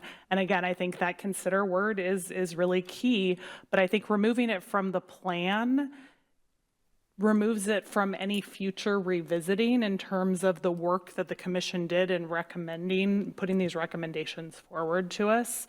And so, yeah, again, I don't think leaving it in the plan commits us to do anything other than what has already been done. But I do think crossing it out creates a situation where, again, I think you talked about kind of how things ebb and flow. If a council 5 years from now or 10 years from now wants to revisit this plan and look for different ways to increase engagement in the city, this recommendation isn't even going to exist because we've crossed it out as part of this process. And I do think that is a disservice both to all of the work and the thought that went into the process already, but also to our future community, right? I mean, again, we don't have to take action on any of these things, but I do think it's important to leave the intent there so that it can be revisited fully in the future. And it was not about anything specific. It really was, we have seen again and again, and they talked a lot about this, we have seen more interest in opportunities in the city than we have places to put people. And we just had that conversation again tonight as a interview subcommittee where we have amazing people who want to serve this committee or this community, and we want to give more folks opportunities to plug in. They were also very clear that the goal is not to send people off and not have them be involved in the city anymore. In fact, there was a lot of interest in, if folks reached a term limit, continuing to be involved. They talked about the fact that they could then go take other opportunities and take the experience that they had gained in whatever role they were serving in into a different opportunity within the city, or that they could continue to visit whatever the body was that they had been serving on and continue to support the work that body is doing. And I think when we think about developing leaders within our city and developing, I think more leaders and more folks that are plugged in and more people that understand the work that they do, that was really the intent, and that was the term limits was the mechanism to get to the intent. And I do think that, I would support, I think it would take a motion, or it would need to be a part of the motion that we put forward, but I would support, removing the redlining on CA3 and leaving the addition, because I do think that helps get to the intent, but also leaves the work and the recommendation from the commission so that can be revisited in the future. Councilmember Woodard. Thank you, Mayor. Thank you, Councilmember Murray. I wanted to absolutely tie what I was just saying to what you just said. So that was just one person speaking. It just sounded like a male, the first half. That was all Councilmember Murray. That said, I do want to remind us, we are considering it right now, and we considered it, nope. But to your point, I would hate for, again, that's where I'm going back to at the heart of this, were you asking this term limit piece, is that incorporated? And I don't think it is, and the way you just framed it, I would say definitely not. Not incorporated in here, so I definitely want to figure out what the process is to get that unredlined. But I also want to point out the reason for that is, and I want this on record again, because I don't know how it's received when I'm not in the space. It's like I'm physically here and I can tie it to myself. The only way I would have gotten behind term limits, and again, I didn't think the city council was even in the conversation. I thought that was an unnecessary inclusion. Fully candid right now. I thought this was about commissions and that they were just coupled together, so I was willing to let it go. Because again, as we pointed out, and thank you, Councilmember Hassan, for pointing out, it's every 2 years that you can actually change the makeup of a council. But nonetheless, the point of that being, the only way I would have gotten behind the commissions having term limits is if we had created, in essence, an emeritus status, which is what the higher ed people do, right? They don't say, hey, sorry, you've clocked out, you've retired. They figure out a way to keep that brain trust around. And the emeritus folks have all the same rights except for the voting rights at the end, but the influence and the conversations. And let me use as an example, without naming anybody, I don't know if folks at home realize that there's only one commission that sits up on this dais and literally gets to change out our names. That's a very important commission up here, and we absolutely have some folks who are brand new on that commission and some folks who have been there a long time. And I would hate to think if we had lost some of that brain trust that sits at been on this commission a long time, because they've helped us do our jobs better, and I think that I'm speaking for every council before me and every council ahead of me. That being the Planning Commission, in case that wasn't clear enough for folks at home. So that said, that was the only way. Now that said, the emeritus idea would die right now if we do not have, to Councilmember Murray's point, leaving this in here so that a future council could have that conversation. Maybe we're not ready for that now, but that might be something down the line that it would be lost. And especially, again, if what I'm hearing you all say is that this is what we were hearing in the listening sessions, that means that although there might be 5 or 6 of you in this room right now, there's an amplification of that elsewhere, and that's where I go back to that idea of the jagged little pill. Yeah, I don't like seeing my name in there, especially as a guy who would love to be here another 18 years or whatever I'm allowed to be on this space according to our processes. But at the end of it all, you know, I also recognize, well, you do have to make space for people, but that seems like a personal choice. So I don't know, I need a term limit for that. I make that decision when I make that decision, or the voters make that decision. But again, at the commission level, we are kind of locked in. And if we're not going to grow those commissions, this could be a way in which to do that. But at the end of it all, I think we have a very strong leadership here that's finding ways to get people involved. So a lot of end arounds there. But end of it all, it's like, what do we do next to see if we can get the red line unredlined and the allow more opportunities altogether as one? Looking for guidance there. Okay, Councilmember Page. The only last thing I want to say, because I'm not, again, to both of you, thank you for your comments, because you said exactly what was on my mind, so I don't need to regurgitate that. But I do want to say this, and for me it's important. The word that jumped out at me for CA3 was the word consider. When you put consider in there, and you both kind of alluded to it, but for me, that word is important, and it needs to be in there because it demonstrated, at least to me, to my thinking, that you trust this council to have meaningful, candid conversations about what you're asking them to do. And that's not a small deal. I think that's important to note, that when you're asking us to consider, which means to me that you can do it right now, you can do it tomorrow, or in some cases you can do it 5-10 years from now. But we trust you, council, to be willing to have that conversation somewhere down the line. And that's why we're asking you to consider it. We didn't ask you to do it. We didn't ask you to vote on it. We just asked you to consider it. And there's some people who would think that, well, you're not going to consider this. You don't want to do it. I mean, you're listening to what's being told right now. But putting that in there gives us, like, Councilmember Murray said, the opportunity, or somebody, the opportunity at a later time or now to have that conversation, to decide, what the city needs to do to increase participation and community engagement. So thank you for that word, because that jumps out at me. Councilmember Ryan. Thank you, Mayor. Our position here as council members is we are a legislative body.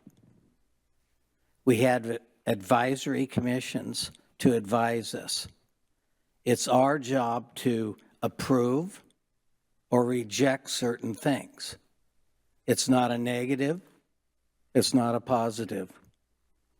Do we approve it or reject it? Now, if we go for the red line, it's been mentioned twice that we can't get back to the term limit topic. as a legislative body, you have the right to make a motion to bring it up again whenever you want. And then if there's a second, then we continue. If there's no second, we don't continue. Then, if there is a second, there's a discussion. And then there's a whole book on how to proceed from there. Amendments, all sorts of things. So I want to make sure that whether it's in there, which it says consider, that's wonderful. But if we take it out, you could bring it up whenever you want. And if you're not sure on that, there is a course coming up for the AWC on parliamentary procedure, and you could take that course. All right, so, and I have some comments here from the public in the back of the book. It's not on our presentation, but in the actual book on why many of our citizens don't want term limits. Maybe I should read it?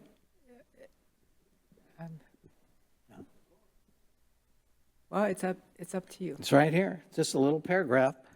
We're on CA3. One citizen said, it proposes imposing term limits on commissions and council. These are unpaid volunteer roles, and our city already struggles to recruit and retain participants. Forcing turnover would push out those who have invested years of service, expertise, and relationship building while doing little to solve the real issue of getting more residents to step forward. A better solution is to expand outreach and mentorship to bring in new voices while still representing the contributions of long-serving volunteers. Now, another thing on that is, we're talking about commissions and council. How about the city and volunteering in the city? We've lost our MTYAA baseball. We've lost an entire group. Where are they? Where's the volunteers? What happened? We're losing a lot of things. We've lost our garden club. The garden club is gone.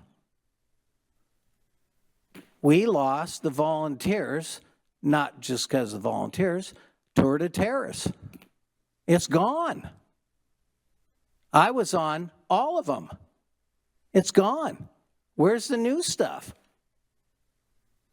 Where's the new things besides commissions and council? Where's the city? Where's that small town feel? Where is that?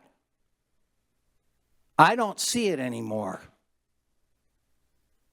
And when I walk my dog, I hardly see people waving anymore. I wave at people. I say hi. A lot of people, it's not just they're on their phone, their faces are down. It's a really unhappy time, I've noticed. And I don't know what to do about it, but we've lost our volunteerism. I don't see them lining up. Thank you. Thank you. Anyone else? Councilmember Woodard. Thank you, Mayor. I just wanted to say thank you. That was appreciated, everything you said. But I want to go back to the beginning and not make a pitch for AWC classes, but to say, good point, that yes, I think I speak for the three who have been speaking, Councilmember Murray and Page, when I say this, which is really I think what we're looking at is making sure the DEIC gets credit, that this was what they produced. So yes, any council member at any point in time can produce any concept and get somebody else to second it, and then we can have that discussion. But I do think it's important that, and I feel even more that it's important now that we kind of recognize, well, I guess all things considered, it's not a non-issue, that it be recognized that this did come from the DEIC as a recommendation, term limits. Again, leaving the consider in there, leaving the allow for more opportunities, but at the end of the day, because we can bring this up at any time, I do think it's important that we put it back where it, at least from where I'm sitting, at least surfaced as well. How about that as a better way to say it? It's a yes and. Yes, we can do that at any time, and they found that was what the community was asking for, although apparently there was at least one comment in there or more that refuted that. That's worth considering as well. But at the end of the day, it sounds like you're saying you had enough people who said this is what they wanted, that this is why you're presenting it to us. So, that said, I'm standing firm that I still think we should unredline that for no other reason than, again, we can revisit this at any time. Can I just ask a clarification question? Councilmember Salmore? I thought we heard from the commission that we did discuss this at our last DEI meeting, and they were satisfied that we did discuss this. So I guess I got kind of lost in the conversation. I would agree. Because I thought you were saying you all talked about it, and that's how the term limits came up, not that the allow more opportunity. So please clarify. I'm not sure if the question is, did we just talk about it at DEI Commission? Or was the question about the history of this policy, this recommendation? It was about, go ahead. That's where it started from, because I read flags because I was the one who said I didn't understand what was Brian's 3 things last time. And so I thought it was time that maybe we discussed it. And I wanted Juanita and Scott to hear it because they weren't here last time. Mm-hmm. That's the only reason I brought it up. And then I heard Juanita said that she was very pleased with that. We had discussed term limits at our last meeting, and the commission was good with that. Can I answer Go that? ahead. So the proposal that we made, that we read 2 weeks ago with to you, I was in the car listening, so I did hear a lot of the conversation. The action plan and steps included consider term limits, consider discussing them. That was a topic that came up throughout the community conversations, and I appreciate personally that the city council had that discussion while trying to not have that. I mean, it kind of felt like you were saying, oh, we don't want to have that discussion while you were having the discussion. That's how I felt like when I was driving in the car to the meeting, and I didn't end up getting here in time for the presentation. It was over by the time I got here. So I would love to have it stay in. The commission did discuss the proposed changes at our meeting last night, and we're here tonight presenting this red line version. And if I could just add, as we mentioned in our previous meeting 2 weeks ago, when we shared these recommendations with the community during the public notice period a couple of months ago, there was 58% support for this particular recommendation. Certainly there were some negative comments and there were people who didn't agree with it. I don't deny that. That's all here in the report for you. But I do think that the commission felt like this was an important thing to discuss, and it doesn't have to be all or nothing. And of course, you can decide not to. So if we do change from this, we need to be real specific about which section we're going to be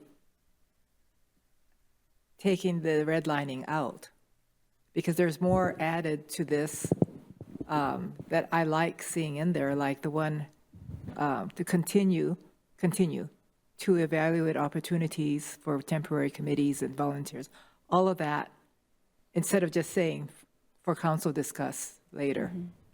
We're actually giving focus on what to do here.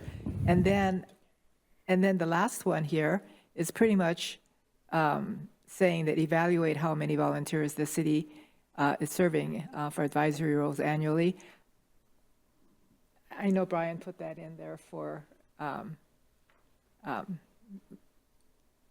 brevity and clarification. But again, if we're going to take one out, are we taking them all out, or, because when we vote, we're going to be voting everything as is, or as amended, or... Go ahead, Councilmember Sunmore. Oh, you need to turn that on. This is just the one item, and there's like, sorry. There's several 1, sections. 2, 3, 4, 5, just 5 items that she's corrected here. So, I mean, we could do each one, or we could just do as, Ryan makes the motion, so he'd probably say as is, or somebody could say, you know, as amended. So I don't think it's that big a deal. Mayor Pro Tem Wall. Thank you, Madam Mayor. If we were to do a motion tonight, the motion would be to adopt the recommendation as presented, which would include the red lines. Then we could have, so with a motion on the table, we can then have discussion and make amendments to the red line version. So if, for instance, on CA3, we wanted to add back in the continue discussion on term limits line item, then we would need a motion to add that language back in. And then we could vote on the motion up or down. And then it would be, once the motion is adopted, it becomes included in whatever we consider for final adoption at the end.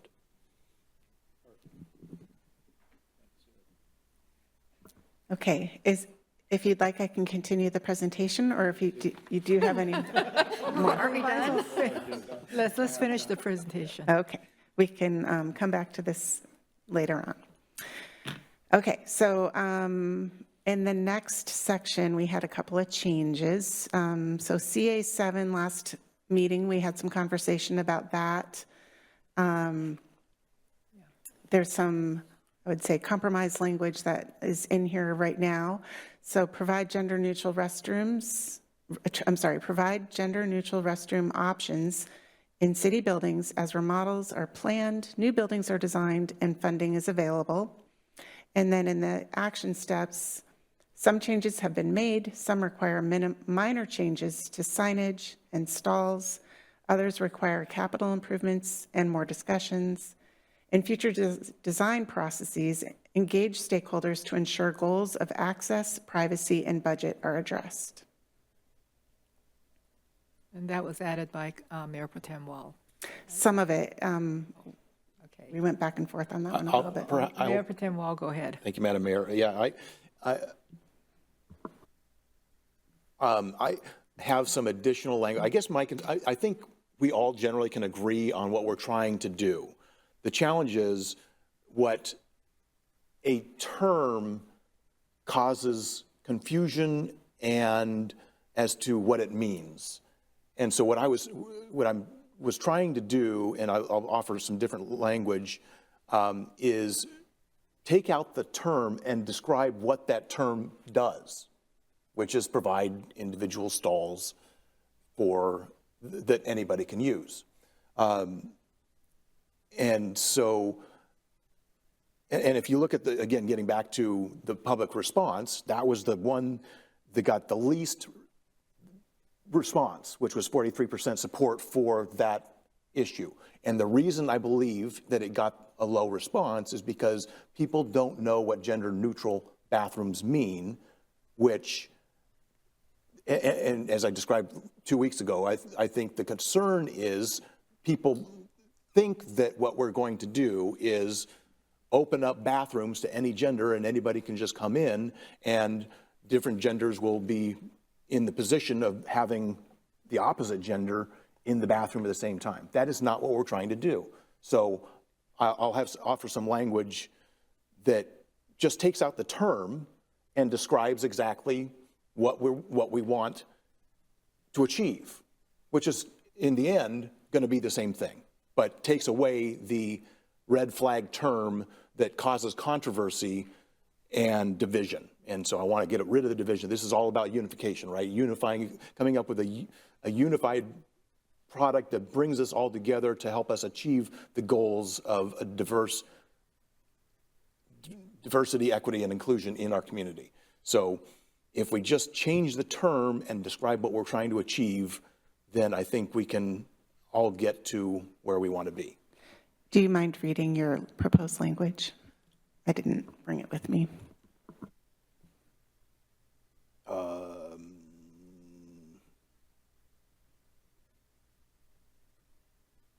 see, we were on CA7, right?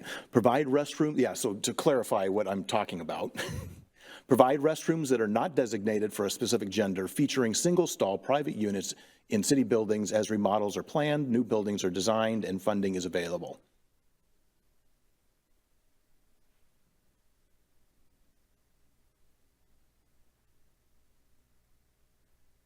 All right. Yeah, and just wanted to add one thing. The one thing that I was trying to clarify in the action step was, while having a single stall is ideal, it isn't always like within the budget or possible due to the space limitations, but we can certainly do different kinds of stalls in the restrooms we have that make them more private, like we talked about last time. So that was where some of those changes I proposed in the action steps are. Yeah. So like this building is an example. They were hoping to have a single stall family, whatever you want to call it, a family restroom or a non-gender restroom here, and we couldn't fit it within our budget constraints. So that's just one example.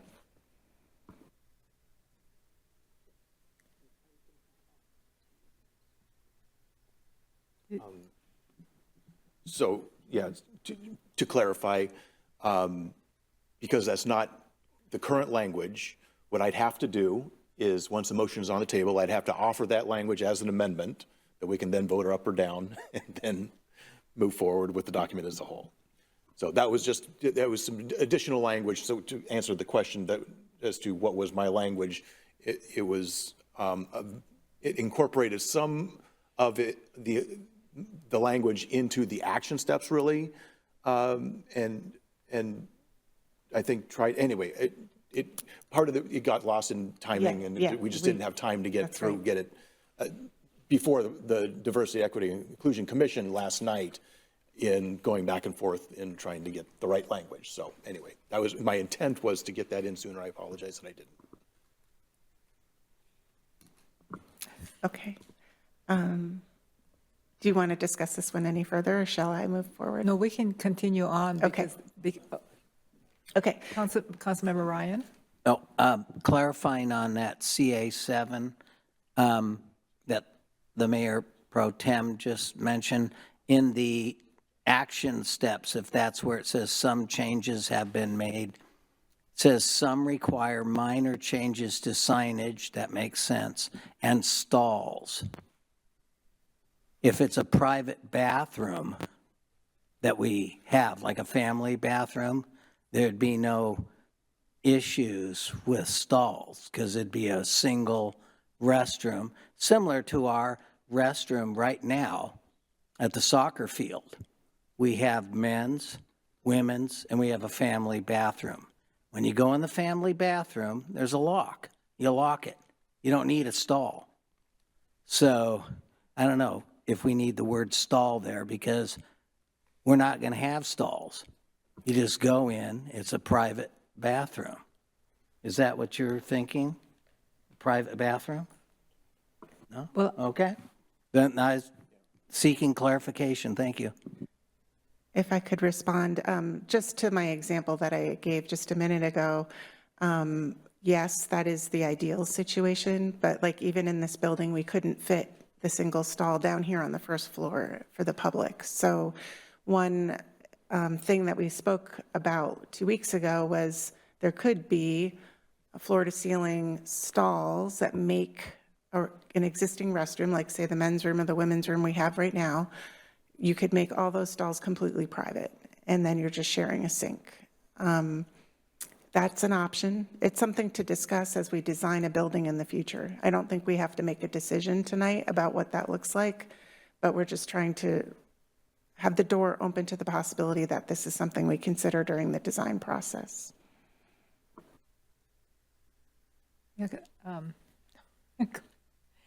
Councilmember Woodard? Yeah, mine's just real quick. I was just going to say thank you for clarifying that we don't have a single stall for the public, because actually we do have basically gender-neutral bathrooms in this building. There's one right down the hall here, and then there's at least two on the upper stairs that I'm aware of. So thank you for clarifying you meant for the public. Okay, thanks.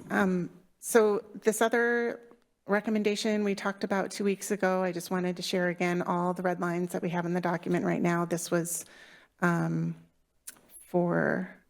based on comments from staff who are working on personnel policies right now. Moving on, so the, again, CA14 we talked about 2 weeks ago. There were no other changes to that one. And CA15 we also talked about 2 weeks ago, and we did not make any changes to that one. So those were the same. And then we get to CA16. This one we had conversation 2 weeks ago. This was clarifying that we want to work with our local Indigenous people to determine the best way to support them and to honor their history and culture.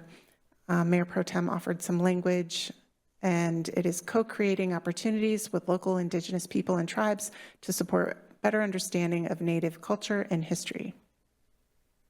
And then there were some changes to the action plan.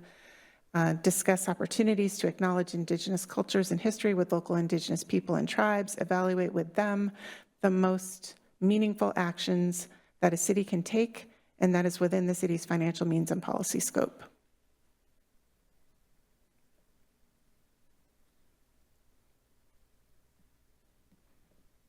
And the other policy we did not change from last time we spoke. And so those were all the policy changes. And again, just on the finance side, most of the costs for implementing these things will come in our next budget. We have some funding to continue the work that we're doing on interpretation and translation in our current budget. We have, funding for marketing in our current budget. If it comes down to a capital project or a special training or something like that, you would see it in a future budget, and we'll make sure to highlight that for you. Last time, Councilmember Sonmore did have a question that I wasn't able to answer on the spot about some translation and interpretation costs, and I just wanted to give you an example that in-person translation services are about $172 an hour, so it is pretty expensive, and we do want to offer that for people, but we've been taken to asking people to RSVP if they need translation services so that we're not providing them and then having no one show up that needs them. Then for translating text, it's not as straightforward as a per word cost, so it depends on the complexity of the text and if a lot of words have to be, like if we have to find new words because they're not translatable, if it's in technical jargon, that kind of thing. So for example, we did get a quote to translate the entire DEI plan, not all the appendices, but the plan itself, into Spanish, and it was going to cost us $2,258. And we decided that was a pretty expensive translation, and we weren't sure how many people would use it. So we decided to translate the introduction and chapter 7 and the survey, and that was $844. So I hope that's helpful. We will be budgeting for all these kinds of things in our future budgets. Pro Tem Wall, did you have something? Thank you, Madam Mayor. Sorry, and I don't want, maybe this is a discussion we should have in a different setting because I don't want to take away from what we're doing here, but it seems like considering all the free tools that are available, couldn't we have, and I recognize, doing Google Translate or something like that on the entire document might be a challenge, but even $800 seems like, couldn't we have done that in Google Translate and then recognizing it's not 100% accuracy, right? So then have somebody that speaks Spanish and understands Spanish be able to go through and double check it. And is that what cost $800, or is that, couldn't that be like a $100 project? Yeah. And again, I don't want to take away from the dialogue, and maybe that's just something to think about for the future, how we might be able to still do what we want to do in offering different languages, but are there more cost-efficient ways in doing that? Yeah, I do believe that the translation service might use an AI tool to help, and then they have a person go through and quality check it. We have gotten into, we've had some negative comments from community when we've only relied on Google Translate, and that words were. No, and I appreciate the need to have eyes on going through and doing, just to make sure accuracy is there. So there is, I can see a cost in doing that. That just sounded exorbitant. And if there's a way that there should be ways, there's got to be ways that we can do things more cost effectively, but still achieve the same results, or still do more, getting the cost of government just really sucks. I agree. Right I also just wanted to say that with our new language access plan, it really helps us narrow down what we will translate and what we won't translate. And oftentimes we'll say if we're mailing a postcard or we have a sign, we could say, if you need this translated in the language, go here and QR code and take them to a web page where it is. This was a plan that we thought it was really important since we did do outreach into Spanish-speaking communities, and it's the diversity, equity, and inclusion plan. So we really felt like it was important to at least try to reach our community who speaks Spanish, which is our largest non-English speaking community. Agreed. And again, I'm not trying to criticize or take away or anything. I'm just, again, probably a better discussion another time as far as trying to do what we want to do in a more cost-effective manner, if there's a way to do it. But I agree and appreciate that this of all documents, we should absolutely be making sure is available in multiple languages. Thank you. At least several. Go ahead. We're talking about volunteers here, right? So if my grandmother was alive, I could just hand it to her because she spoke Spanish, but she didn't teach me. But I'm just thinking it would be very fascinating to have a board that represented different languages in our area that could kind of, we're talking about getting people involved and, speaking in different language, and it would be really interesting to see where they could help us. There's a lot of smart people in Mountlake Terrace that speak several languages, and having them help us translate things, because we're talking about volunteers so much. I think it would be fascinating. I would love to go to a meeting and learn a few different words. My grandmother spoke so fast, it was so hard for me to understand sometimes, and she tried to teach me, and it was very frustrating to learn a new language as you're older. And just to be able to say a few sentences in another language, it would just be fascinating to hear different languages and learn about different languages. And I think that would be a neat thing to be able to do in our city, to recognize people. Mayor. Councilmember Page. Councilmember Sonmore, I think that's a great idea. The idea of having some of the members of our community, perhaps be part of a board of translators, of volunteers. It seems like since I've lived here, every time we've asked the community to get involved with something new that the city is doing in order to enhance community engagement, they stood up and said, yeah, let me have a shot at it. So, maybe that's something to be thinking about as far as, it will be one heck of a diverse board, that's for sure, with all the different languages.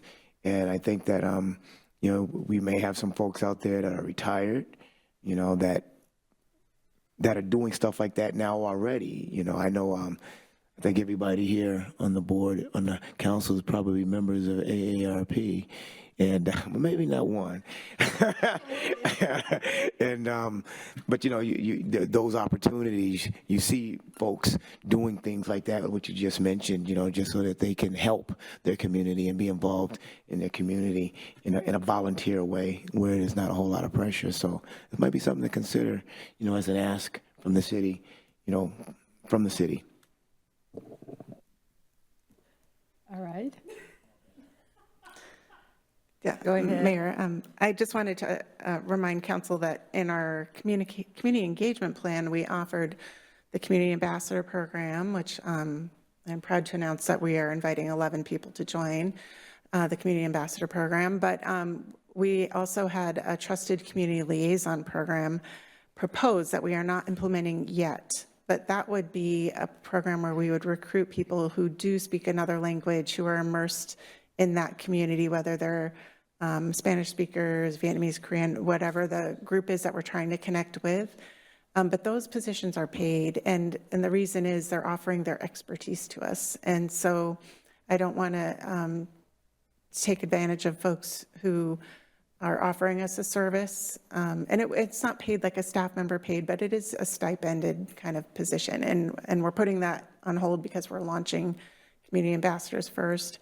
I think it's great to think about volunteers, but we also have to think about like making sure that they are meeting a certain standard of language skills. And it's not just like a student in high school who's taking Spanish, because we have to make sure we're using tools and resources that are professional, because we've already been criticized for not using the most professional resources. So, but thank you for your ideas and keep them coming. So. Okay, anyone else? Well, I do know with translators, you do need to have them, well, they need to be qualified, and sometimes volunteers don't have the English level or the other, so it's very, very difficult. And when you're translating for medical and so forth, you have to go through, what's the word that I'm trying to find? Rigorous. Well, you have to know what you're talking about. Because if I had to translate in Japanese on something that I don't know anything about, I would not make it at all. So you have to know both languages really well up to that level. So, and that's sometimes not possible with your volunteers sometimes. Okay, so next is to discuss, and I think we've offered many changes here. And are we going to vote tonight then? Do we want to just go ahead and just? Mayor Pro Tem Wall. Thank you, Madam Mayor. Yeah, I would suggest that I think I've only heard 2 potential amendments to adopting the DEI strategic plan as presented tonight. So I guess I will offer the motion for us to then discuss and amend as needed. That's okay with everybody seeing general agreement, and I move to adopt the Diversity, Equity, and Inclusion Strategic Plan as presented. Second. So it's been moved and seconded. We're going to vote first, right? No, discussion. Discussion or amendments. Do we have, we're going to talk about the amendments now? Okay. Does anyone have their hands up? I'll start. Okay. Thank you, Madam Mayor. Just to be able to keep us moving along, so on CA7, and I just emailed the language to Jennifer, Carolyn, and Jeff. The language, so if, in case we're able to put it up on the screen or people want to see the language, I guess was my idea behind that. The language I was offering is on CA7 to provide options for restrooms that are not designated for a specific gender, featuring private stalls in city buildings. As remodels are planned, new buildings are designed, and funding is available. So the intent behind that language is to achieve the same thing that is being offered, but taking away a term that causes confusion and potential unneeded opposition, as we saw in the community survey.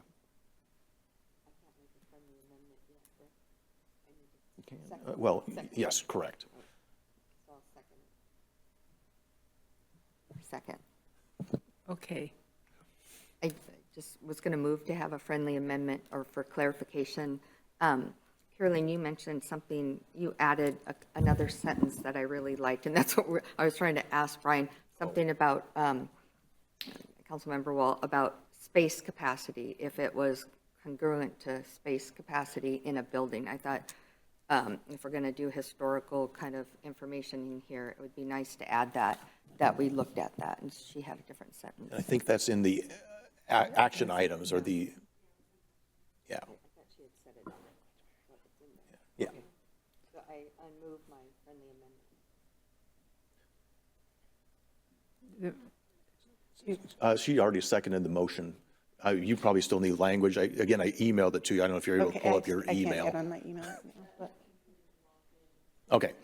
Provide options for restrooms. Okay. That are not designated for a specific gender,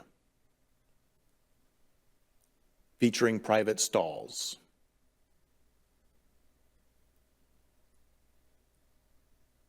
In city buildings, as remodels are planned, new buildings are designed, and funding is available.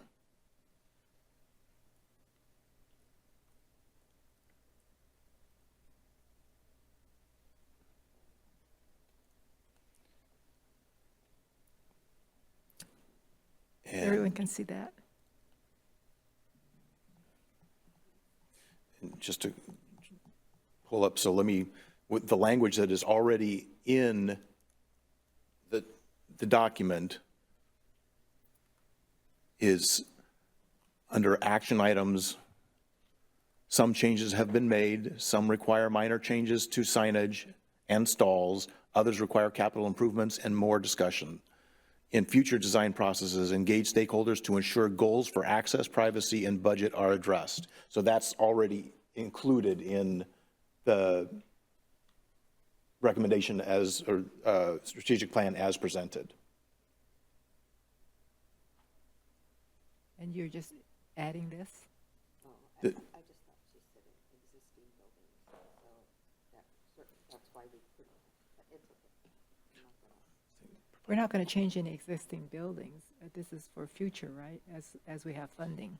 Well, so the language here, that's, yeah, as remodels are planned, new buildings are designed, and funding is available.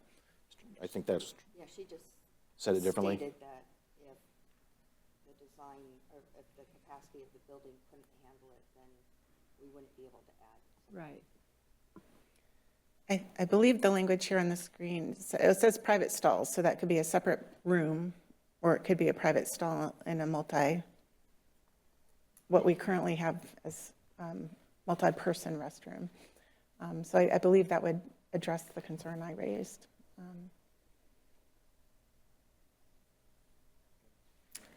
So this is going to be your amendment that we're. This is the, yeah, so we already have, we have a motion on the table to adopt the strategic plan as presented. And now we're making a few changes. We have a motion and a second for this amendment to the motion. So now discussion. Okay, go ahead, Councilmember Murray. That wasn't necessarily suggesting me. I was just saying that's the next step. But I know I'm happy to speak on it. I'm comfortable with the language as presented. I think it goes back to the earlier conversation. Like, I think there's a lot of thought and work that's gone into this process, and I am comfortable with the plan as it was presented from the Diversity, Equity, and Inclusion Commission. So I would be inclined to leave it and not vote in support of this. And if we were to vote to change the language, I am also fine with the proposed language. And either way, you know, it would not impact my ability to support moving the plan forward.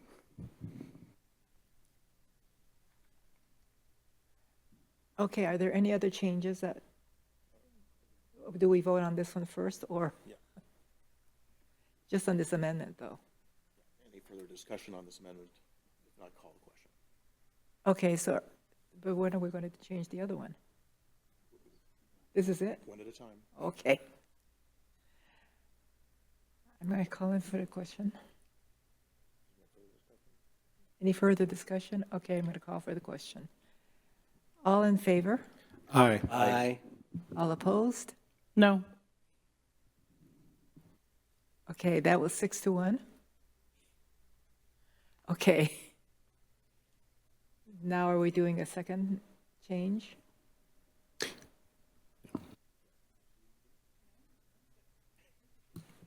Yeah, I didn't know. So I want to make an amendment. Is that the right language there?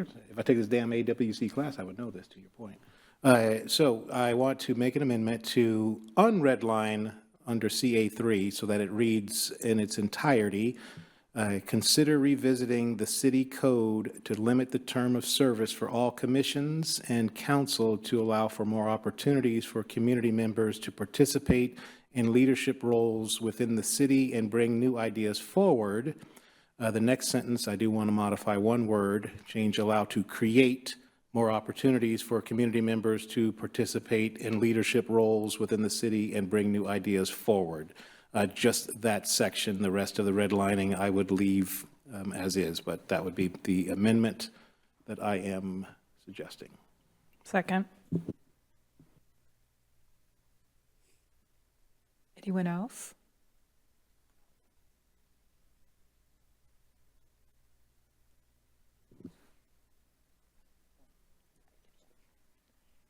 Well, asking for discussion. Yeah, I'd just like to discuss, I'd rather have more opportunities for people to volunteer, because one of the things that most of us have gotten on council for is we were on boards first, and if we open up more boards, Rick had pointed out the garden club, we lost the police board, but we did open DEI, and we were thinking about opening up some other, I have it written down, but I won't look it up for you. But that's where I rather see is, instead of changing the language, open it up by adding more opportunities. Because, I mean, if you just move a few people out of council, that's not really opening up a whole lot of opportunities. I think if we open up more opportunities to see if people want to spend time volunteering and, you know, getting the garden club pack. And MTYA didn't just be baseball, it was soccer, softball. I mean, it was huge that we had soccer teams, boys and girls. We had baseball teams, boys and girls, fast pitch, hard pitch, and they also did basketball. And just the volunteering in itself has kind of gone down over the years, but it would be nice to focus on that first, and that's why I'd be voting no to change it. Councilmember Murray? Thank you, Mayor. I guess it's interesting. I guess maybe because I have sat on the council subcommittee for interviews for the last 6 years since I joined council, I just have a different view of kind of where community engagement is at. But I mean, we have so many folks who want to participate. Actually, you know what? I'm going down a path I don't need to go down. The commission, thank you for all of your work in putting this together. I don't want to get caught in the weeds of whether or not this is something we should consider. You guys discussed that. I think that it has been discussed at this point in time and doesn't need to continue to be discussed. I think the question is whether or not the recommendation should stand as part of this plan, so that as we refer to this plan, which we will do for many, many years to come, and as people change and as memories fade, there is some recognition that this was a recommendation that came from a lot of folks within the community as one of the ways to provide more opportunity. And so I am very much in favor of the motion on the table to remove the redlining, so that that can exist to be read and known at points in the future. Erasing it from this document, I think, is a disservice to the work that has been done, the input that has been given, and really to the future councils and decision makers of our community. So that'll be CA3 and the one, what is written here. That is to go back in. Okay. So now do we vote? Council, Brian. Me. Mayor Pro Tem. Whoever this guy is to your left. Yeah. Thank you, Madam Mayor. I just want to I've stated my piece, so I don't want to reiterate that. Everybody understands how I'm probably going to vote. But I did want to clarify that it is meant in no way to be a disservice to and not recognize the work that went into it. And I appreciate all the work that went into it. It is again, the intent, I believe, is to encourage more people to get involved. That's what I wanted. I agree, we want to do that. That's the purpose behind the previously amended, the previous version, the language. Anyway, but I will be, but I also agree that the word consider being part of the original language is fine. So no matter what happens on how the vote goes on this, I will be supporting the overall strategic plan to move forward and supporting the end motion on the table, because that's more important. And this is just one issue that I felt could have been framed more positively. And so that's all I was trying to do. Okay. Any more discussions? Any more changes? Do we now vote? So, and this is with the amendments. With this amendment. We're voting on this amendment. We're just voting on this amendment, CA3. The amendment, yeah, my adjustment to add back in, consider revising, and then leave in the additional red line of create, well, change it to create instead of allow, but that's the amendment we're voting on. The new language. So we're voting on this, on Amendment 2, CA3. I just want to make sure. All in favor? Aye. Aye. All opposed? No. That's 3-2. Oh, I Better do a roll. For that one, Mayor, I think we should do a roll call vote because Jennifer didn't get it either. Okay, roll call vote.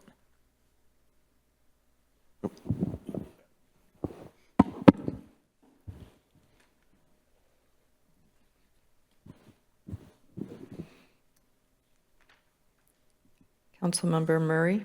Aye. Councilmember Ryan? No. Councilmember Page? Aye.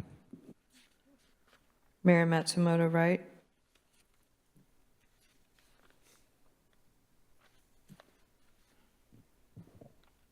Maybe I can go last. Pass. Mayor Pro Tem Wall? No. Councilmember Sonmore? No. Councilmember Woodard? Aye. Oh, my God. Mayor? So we're adding this back in. That's You're voting on that language right there. this language. Yes or no on that language?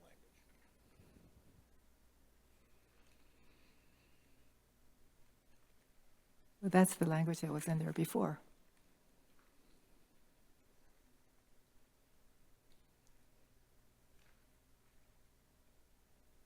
So did we want to change that? So to clarify, Yes. if I may.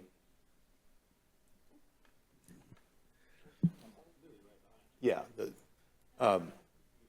the language that is proposed in the revised version of the strategic plan that was presented tonight is allow more opportunities for community members to participate in leadership roles within the city and bring new ideas forward. So that is currently in. It's still in there. That's in the strategic plan as presented tonight. The motion to amend is taking away the stricken language which is consider revising the city code to limit the terms. So we're putting that back in. Correct. Okay.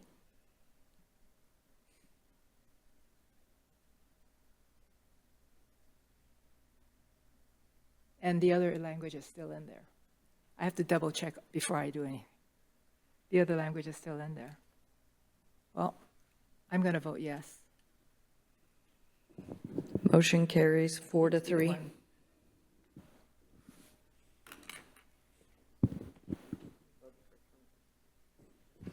Well, She voted To add that in to the thing. Consider it. We didn't vote for it. Add it back in. We put the consider back in. it's consider. Consider the term limits. Yeah, that's All right. exactly. That doesn't mean that we voted to have term limits. Right. Madam Mayor, call for the question. And there is a motion on the table in a second, so. Okay, so now we're voting on the whole thing. All in favor for the whole thing? Oh, we still need, No, the motion's already on. we're still doing a discussion on this? So now, just to clarify where we are, we have a motion on the table to adopt the strategic plan, the DEI strategic plan. We have amended, 2 amendments have been added to the motion on the table. So we are now voting, we will now be voting to adopt the the DEI strategic plan as amended. And no, that motion is already on the table. So we are now at the point of discussion on the amended motion on the table, and then call for the question. So we're discussing the amended motion on the table. Does anyone have anything to say? Councilmember Murray. Thank you, Mayor. I just wanted to take a moment to say thank you. This has been, and thank you to the council, I mean, who started this process, right? We created this commission 6 years ago, and we were like, go figure out what you're going to do. And they've done that, right? And it's taken a lot of time, a lot of energy. Commissioners have come and gone, staff have come and gone. A lot of folks have put in a lot of time and energy and care and thought into this plan. And I'm really excited to have a plan. I think I've talked about this at various points as we put a lot of plans into place here in this last year. So kudos to everybody for all of those heavy lifts, but really excited particularly about this piece of work. And just what it means in terms of giving us a roadmap for the work that we want to do collectively as a city. We talk about being a welcoming city. That is like top of our, when we talk about what we want as a community, we want to create a welcoming and inclusive city, and this is our roadmap to do that. And I'm so grateful for everybody who participated through the process.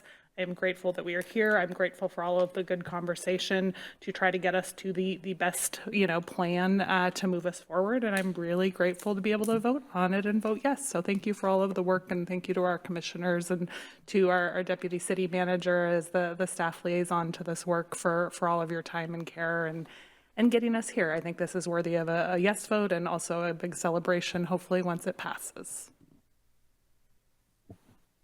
Councilmember Woodard? Yeah, I'll keep mine short as well, and just want to say thank you to the commissioners for just very thoughtful work, very well presented. Thank you for having us have hard conversations. And then at the end, it's not just a piece of paper. DEI makes people uncomfortable, and I think that would have been awkward if we weren't uncomfortable with some aspect of this plan. So in that regard, I applaud you for finding a plan that makes sense, and also one that still pushes the boundaries in the sense of clearly we're not all comfortable with this, and that's, I think, a good thing. And that's what diversity, equity, and inclusion looks like. As more people get access and others share access, there's new adjustments to be made. And I think this is a wonderful plan to help steward that process, because it's going to happen one way or the other. So thank you again for all the work you've been doing. Councilmember Page had his hand up first. Thank you, Mayor. I just want to say thank you to this commission. I'm very proud of the work that you've done today. I'm really proud of you all allowing me 5 years ago to be part of you. And And this was a lot of hard work, I know, for you. You know, I'm proud that I was a small part of it. But I think I think that because of being able to be part of the commission and the vision that we had for this city is a big reason why I'm sitting here on this side of the table versus on that side of the table. And it wasn't easy work. You know, I know it was very hard work. And it was scary work for you because you was going to have to present some ideas that was going to maybe create, you know, some angst in people. So thank you for your courage.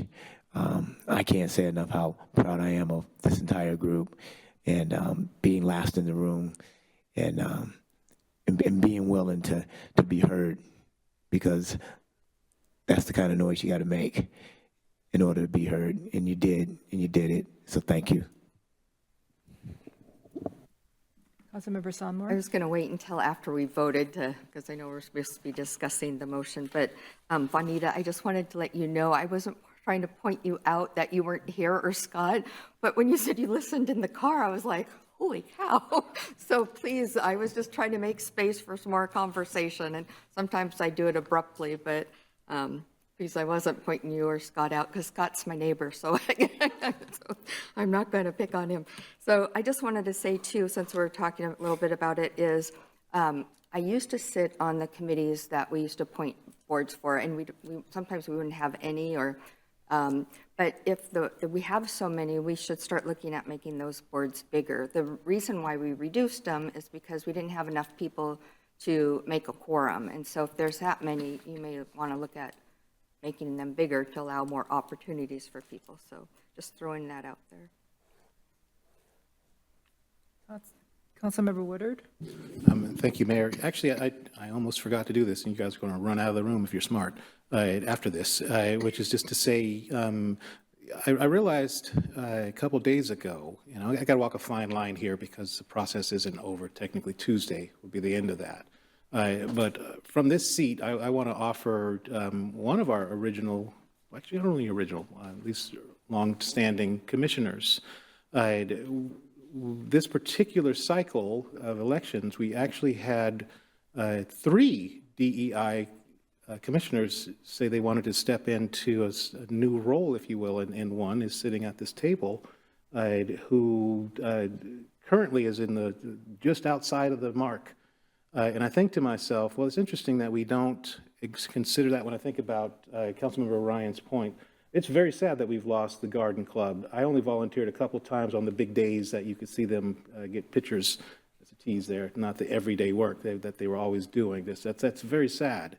But there's other ways in which we can get our members involved, and so I guess that's just me to pause to say, I didn't want to introduce it in this because that's a whole nother set of 1,000 hours of conversation, but I really do hope that as we're looking at DEI, we also figure out ways to support you, which is my way of saying, I'm not sure we supported you the way we could have. I'm not sure what that would have looked like. And that's just, you know, me personally looking back on it and going, geez, you were right there. We would have had a Mountlake Terrace person looking at the Snohomish County Charter. I think that would have been pretty significant. That said, I don't know where the other 3 live, so I can't say we don't have a Mountlake Terrace, but I knew darn sure that we had one that was very close. And again, that to me is thinking in terms of, I don't know what resources you used and all that, and that's not the place for it, but I do want to acknowledge that in this space, that's a different way that this DEI has been creating space, is not staying within our 4 square miles, but bringing us to that larger conversation. So that's just a personal apologies through this microphone that I was going to do offline, but I'm doing now because I can. Mayor Pro Tem Wall? Thank you, Madam Mayor. Just to close out discussion and get to the heart of what it is and let you guys go home.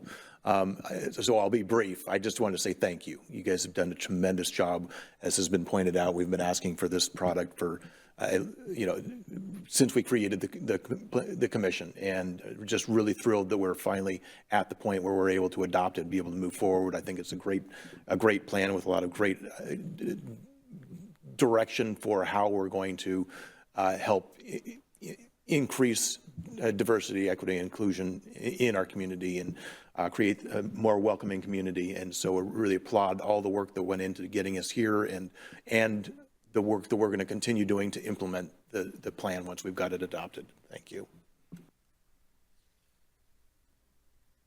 Okay.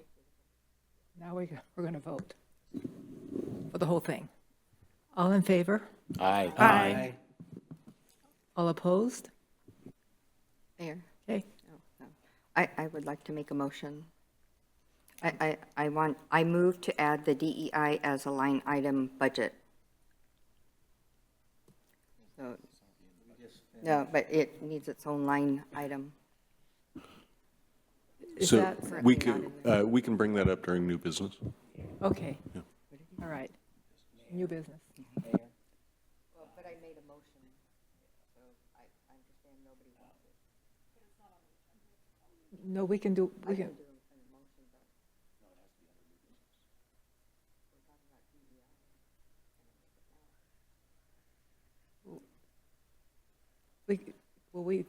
We can put it under new business for tonight. We're not going to ignore it. We're just going to move it at that point. I guess we need a 5-minute break. Are we done first here? First of all, we should find out if we're done. Yeah, 9:37. Am I reading that right? Yeah.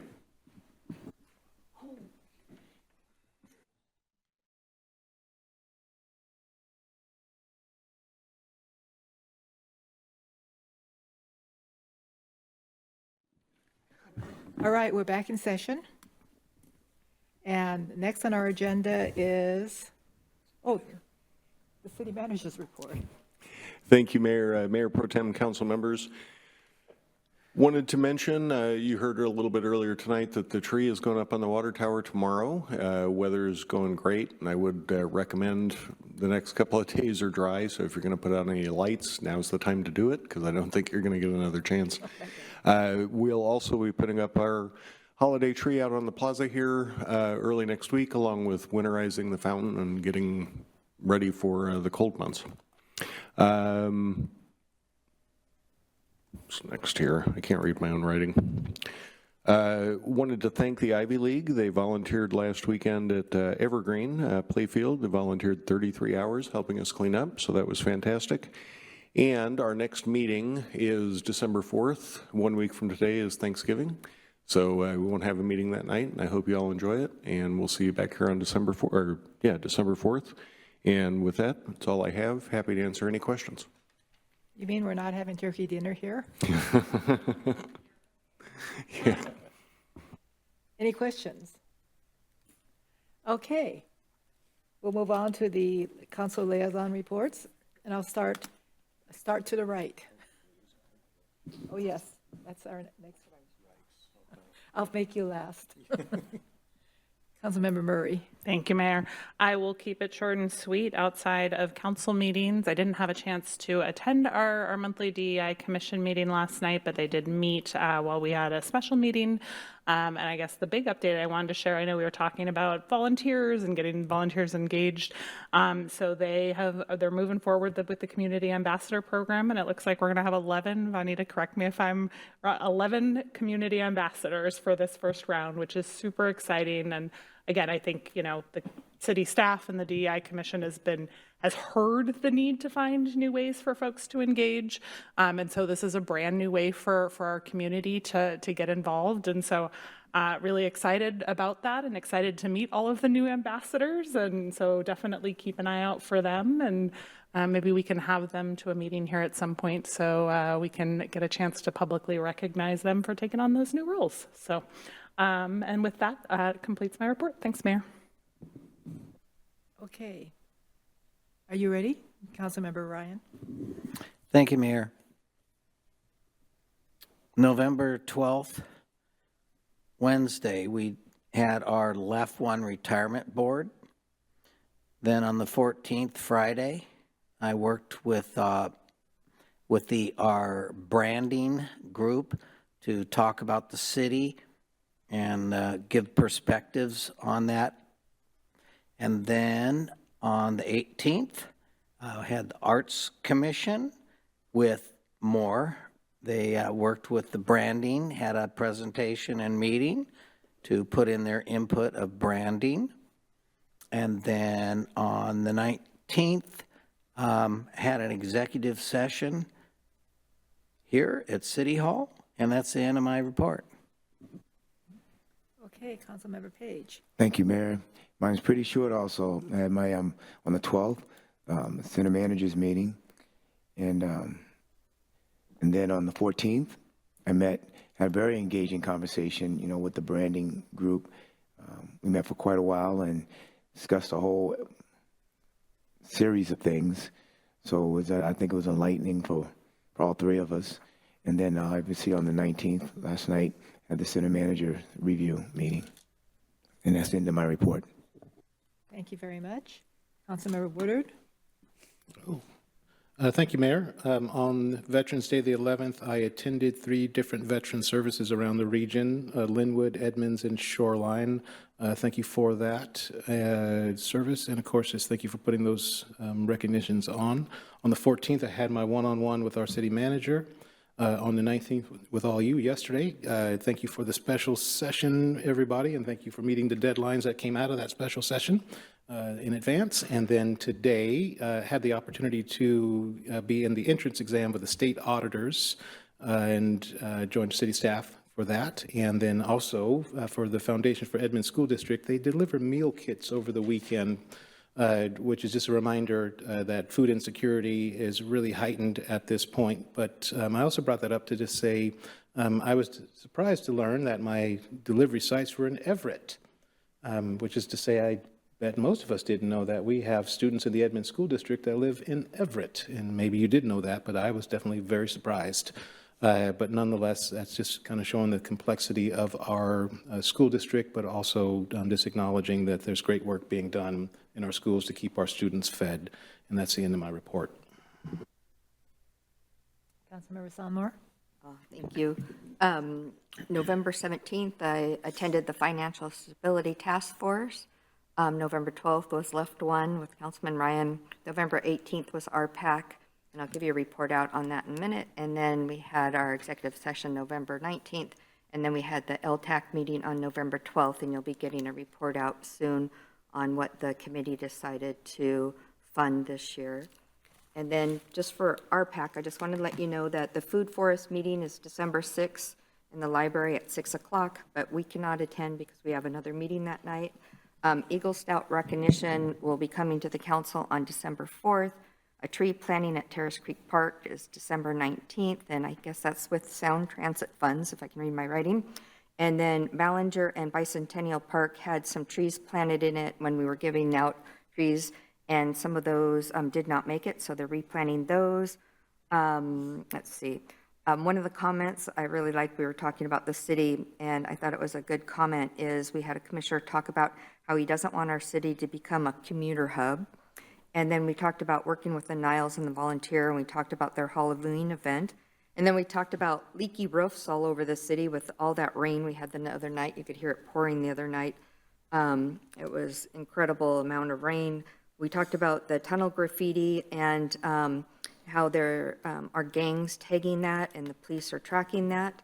Of course, the tree lighting's coming. We talked about the tree planting bid for Terrace Creek Park. We talked about there's 2 bathrooms closed at Ballinger Park. I think they are repainting them, but there's still 2 open. And then we had a staff member retirement. So that was, I was looking in the budget for how we pay out any time he needed left on his vacation. But that was Tom Marley, who was our inspector. He inspected projects, and he also did inspections on permits, if I'm saying that right. But we have a lot of institutional knowledge. I'll have to ask him next time I run into him, but if we ever do, I just saw the pictures, and I just thought that it looked like he had a nice going away party, and I saw some former employees at that too, so that was nice to see. And then we talked about the city partnering with Troop 60 for the Christmas tree recycling. And then the last report out is the pavilion. It has been the busiest it has been since the pandemic. They opened another childcare classroom in the Arctic room in the pavilion. And they said the dance parties, pool party rooms, and then party pool rentals are up. So that was good news. That's all I have to report. Thank you. Mayor Pro Tem Wall? Thank you, Madam Mayor. On the 14th, also had a meeting with the marketing and branding team to talk about our vision for how we want to present ourselves to the world and to our community.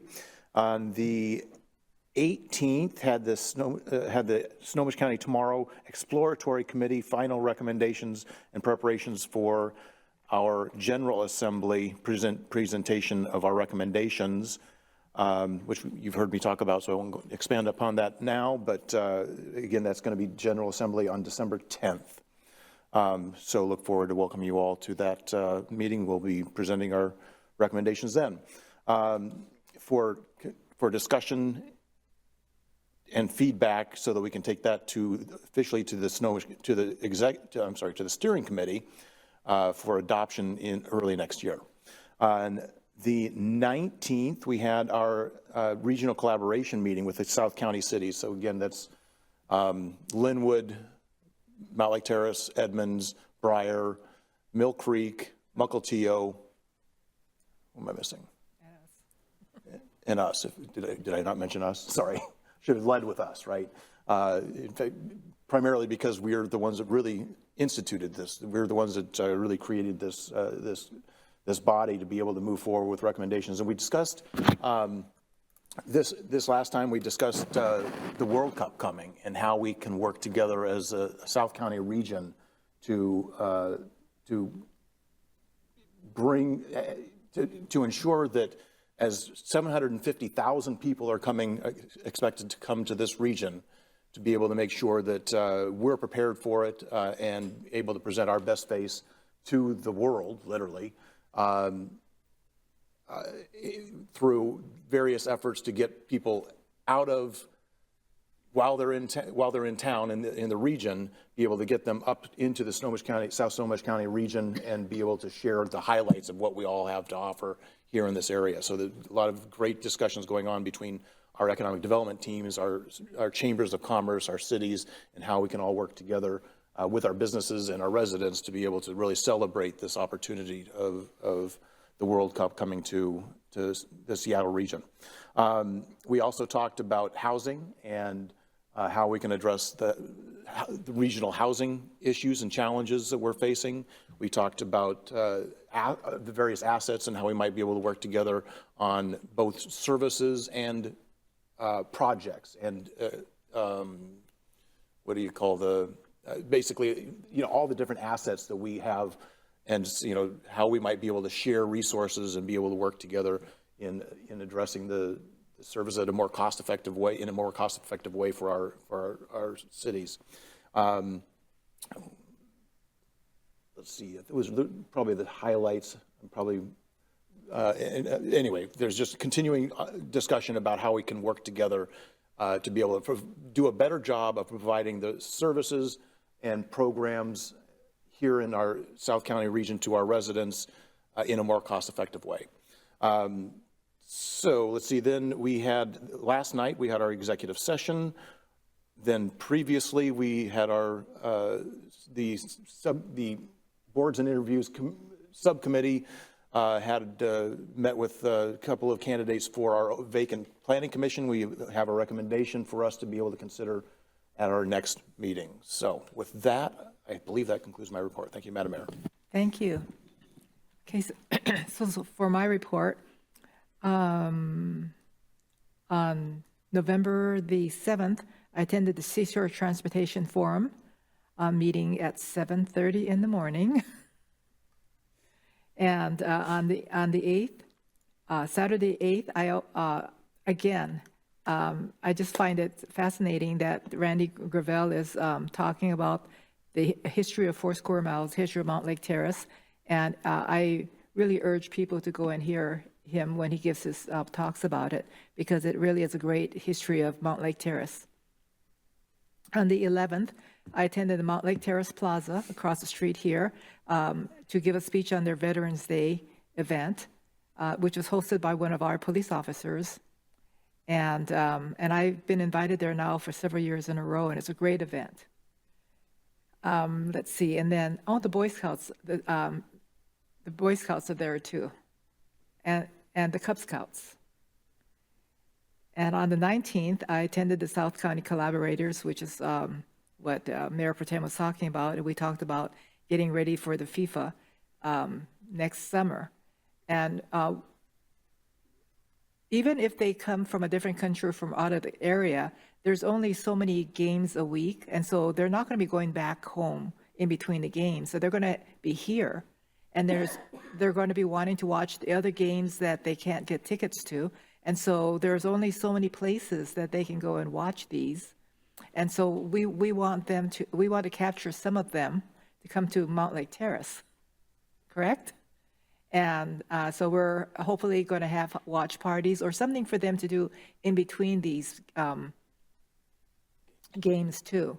And that would be, we have to let the world know that we have Lake Ballinger, we have this, we have that. We have a lot of things that once they see Edmonds and Linwood, they can come here, or they can go to Woodinville for a winery tour. We're just trying to get them up to Snohomish County. Everett is one of the fan central areas. And so if you have any other ideas about what we can do to make Mountlake Terrace more visible to the FIFA game people from out of the country, out of the area, 750,000 people for 1 month is a lot of additional people in our area here. So it's going to be very interesting. And then that evening, I attended the executive session for our city manager. And earlier today, before our meeting tonight, we met to interview some of the planning commission interviews, and then we will have an announcement for that later. And that is the end of my report. And then now we can move on to new business. I know we're all tired, but I just have one then.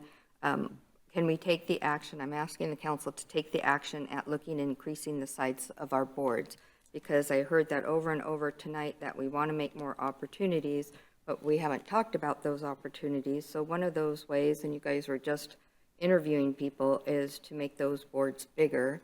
And then we can also see about restarting the garden club, and then we were talking about the police board as well. And so those are items to get more people involved, because we've been asking about that. And then just the World Cup, I was having this conversation, just something to think about is think about what's happened in other cities when that many people have come. It creates other things as well. And traveling up to Snohomish County through the traffic, unless they do the light rail, will deter people. But we're talking about selling Mountlake Terrace, but I like what you said about the visibility, but also we have to, kind of leave it up to our businesses to decide how they're going to bring in. And maybe one way is to find out what businesses are offering to see the game, because I don't know if we're looking, it's up to people who have Airbnbs and stuff like that if they're going to bring them. But also, with that many people, there's going to be an increase for police as well. So there's, sometimes with that many people, there's more accidents and more traffic, and so we've got to look at that as well. But it would be our businesses making the income for that event.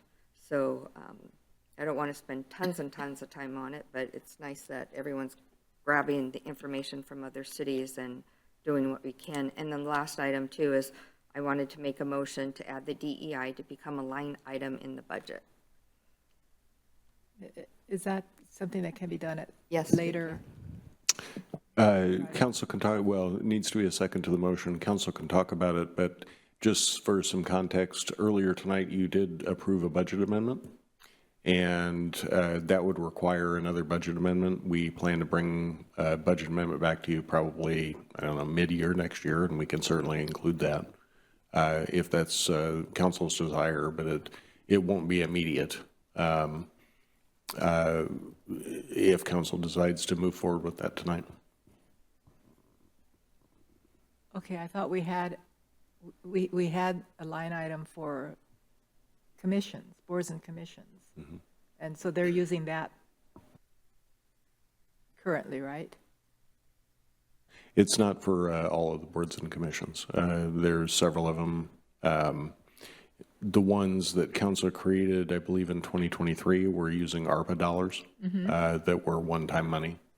I think those lines still exist unless they were part of the cleanup that Sarah Kay presented to you back in October. I can look at that. Okay. Councilmember Woodard? Yeah, I do want to acknowledge, I appreciate the conversation. I will second it just so we can have this conversation, not 5 minutes before we have to extend the time. And I do want to point out that, yes, I remember specifically DEI was left behind on the ARPA. And so this is interesting to think that we would put it as a line item. So it is outside of the budget right now, the way that we had written it up. All the other commissions got written in, which is interesting because we started this whole conversation about offering funding because of the DEI, and then they were the ones that were left on the money that expired. So I would welcome that conversation just to hear what Councilmember Sonmore is thinking, and then we can recycle as we need to, that bigger conversation. I did have two pieces, unless you wanted to add more. I was going to say, I do have two quick business items. Please go. We have to extend it? Yeah. Mayor Protem Wall? Thank you, Madam Mayor. Just move to extend the meeting until 10:20? Second. 10:05. Till 10:15. Second. Okay, so we're going to go to 10:15, but we could be earlier if it is. All in favor? Aye. All opposed? We're extended to 10:15. Yeah, so I'm going to say mine, two quick ones. One, I already had the conversation with Councilmember Ryan, and it's only because I'm bringing it up in this as new business, because I never know where council comments go on the other Thursday. I thought there was a wonderful observation about, you drilled down specifically on AWC Olympia that's going down and at austere times, that maybe we don't send a huge group down. I wanted to say that was a wonderful idea and encourage other council members who have ideas like that to bring those forward. But in particular, to add to the observation there that Olympia has made it clear that they aren't entertaining any new ideas during this session. So it's all the more reason to say, why are we sending anyone down there, let alone a group of folks down there, other than, of course, to keep our presence. But then we do have time with Senator Solomon and Representative Davis. I hope folks are making that one. I know I will be there, so I hope you all are making that one as well. And then the last one, in the spirit of we're still on this side at 10 o'clock, really is a kudos to the city. And in the most weirdest way, and around the water bills, I will just say that this is a kudos because I came home 2 days ago, I think it was, to a weird tag on my door. I was like, what? And first I thought it said it was going to shut my water off, which he was going to really be in trouble. But then when I looked at it, I was like, oh no, there's a little X down there, it's flipping around. Basically, there was a water leak. And I will just say thank you and kudos because I ended up calling the city today. You want to write it off like, couldn't be me. And I was busy. But then I finally did the math, which is for folks who don't know how to check if you have a leak. If you know everybody's out of your house and you're not running washers, dishers, any of that stuff, I still got 36 seconds. Go take a shot of your meter outside, go for a couple hours and come back. If the numbers change, you have a leak. So that said, thank you because you all somehow were checking it and saw how noticed there's nobody home. Why is a meter going? And left me a note. And sure as heck, we got a pretty significant leak that it must be underneath from the meter before it gets to the house because there's nowhere to be found. And there's no way we would have found that until that bill came around and it was going to be through the roof, which is a whole other process. So 10, 5, 10, 9, 8. Anyone else before we adjourn? Oh, what? Technically, we have a motion on the table. We did. Yeah, that was seconded. Yes. So I'm going to, if I may, and apologies, but I'm going to speak against the motion, not because we shouldn't consider it, but because I think we need to put it into it's worth having a discussion. So I guess I would vote no on the motion unless we could do a friendly amendment to consider adding DEI as a line item and put it in context of everything else and have a more broad-based discussion. But it's a worthy discussion to have. So I absolutely agree with the intent behind the motion. I just don't think we're prepared to have a full discussion about it without having some more background information and giving staff a chance to be able to do some prep work to be able to bring back where we are with the budget. What is the prep work? We already know the amount. We don't know the amount. Yeah, we don't. We better. Yeah, I think that we need to have a little more discussion on the item. And not that we shouldn't have a line item, but I guess I'd like maybe I should do a motion to postpone then or something. I feel like we need to have a little more discussion on what the intent is, what we're doing with it, what the line item would be, what the amount potentially would be if we were actually putting money into it. So I think we just need to have. We've already talked about that. We already know the intent. So I don't. This just came out of the blue, so I don't know where this came from. we already said the DEI is going to have so much money. Don't you want to know where it goes? Well, my point is to Councilman Woodard. I remember when they got the budget, it was ARPA money that was going to expire in 2 years. So I don't know anything else about any other money that's in the budget for them. So this is a surprise. So yeah, I agree with, yeah, because I need more information as to where this came from. Can we bring this back? Do we have to vote now, though, because we have a motion and a second? Yeah, we have a motion and a second, so there should be a vote. Does our attorney have something to say here? Yeah. I think she could withdraw the motion also. That's another option. Can we withdraw it? The council member that made the motion can withdraw. I'll withdraw. Correct. Does that have to be a second? I'm not sure, actually. You might as well just for Jeff, are you aware if that needs to be seconded? Let's see. I think seconding the withdrawal motion would Probably a good idea. be the safest way to go, yeah. Yeah. Who's seconding it? Steve. So you want me to say unsecond? Basically. I withdraw my second. Yeah. Yeah, so I withdraw the second. Yep. That said, I heard I present it as consider, not trying to be funny, but consider putting a line item in so we can have that discussion. So if that gets us closer, and that's what I would like to present as the amendment. Yeah. Yes, the motion, excuse me, the motion. We will add that topic as a future work session item. Doesn't someone have to second it? Pardon? Second. Oh. Yeah. Okay, so I don't hear anyone else. I don't see anyone else's hands going up. So we're done. We are adjourned. Thank you, everybody.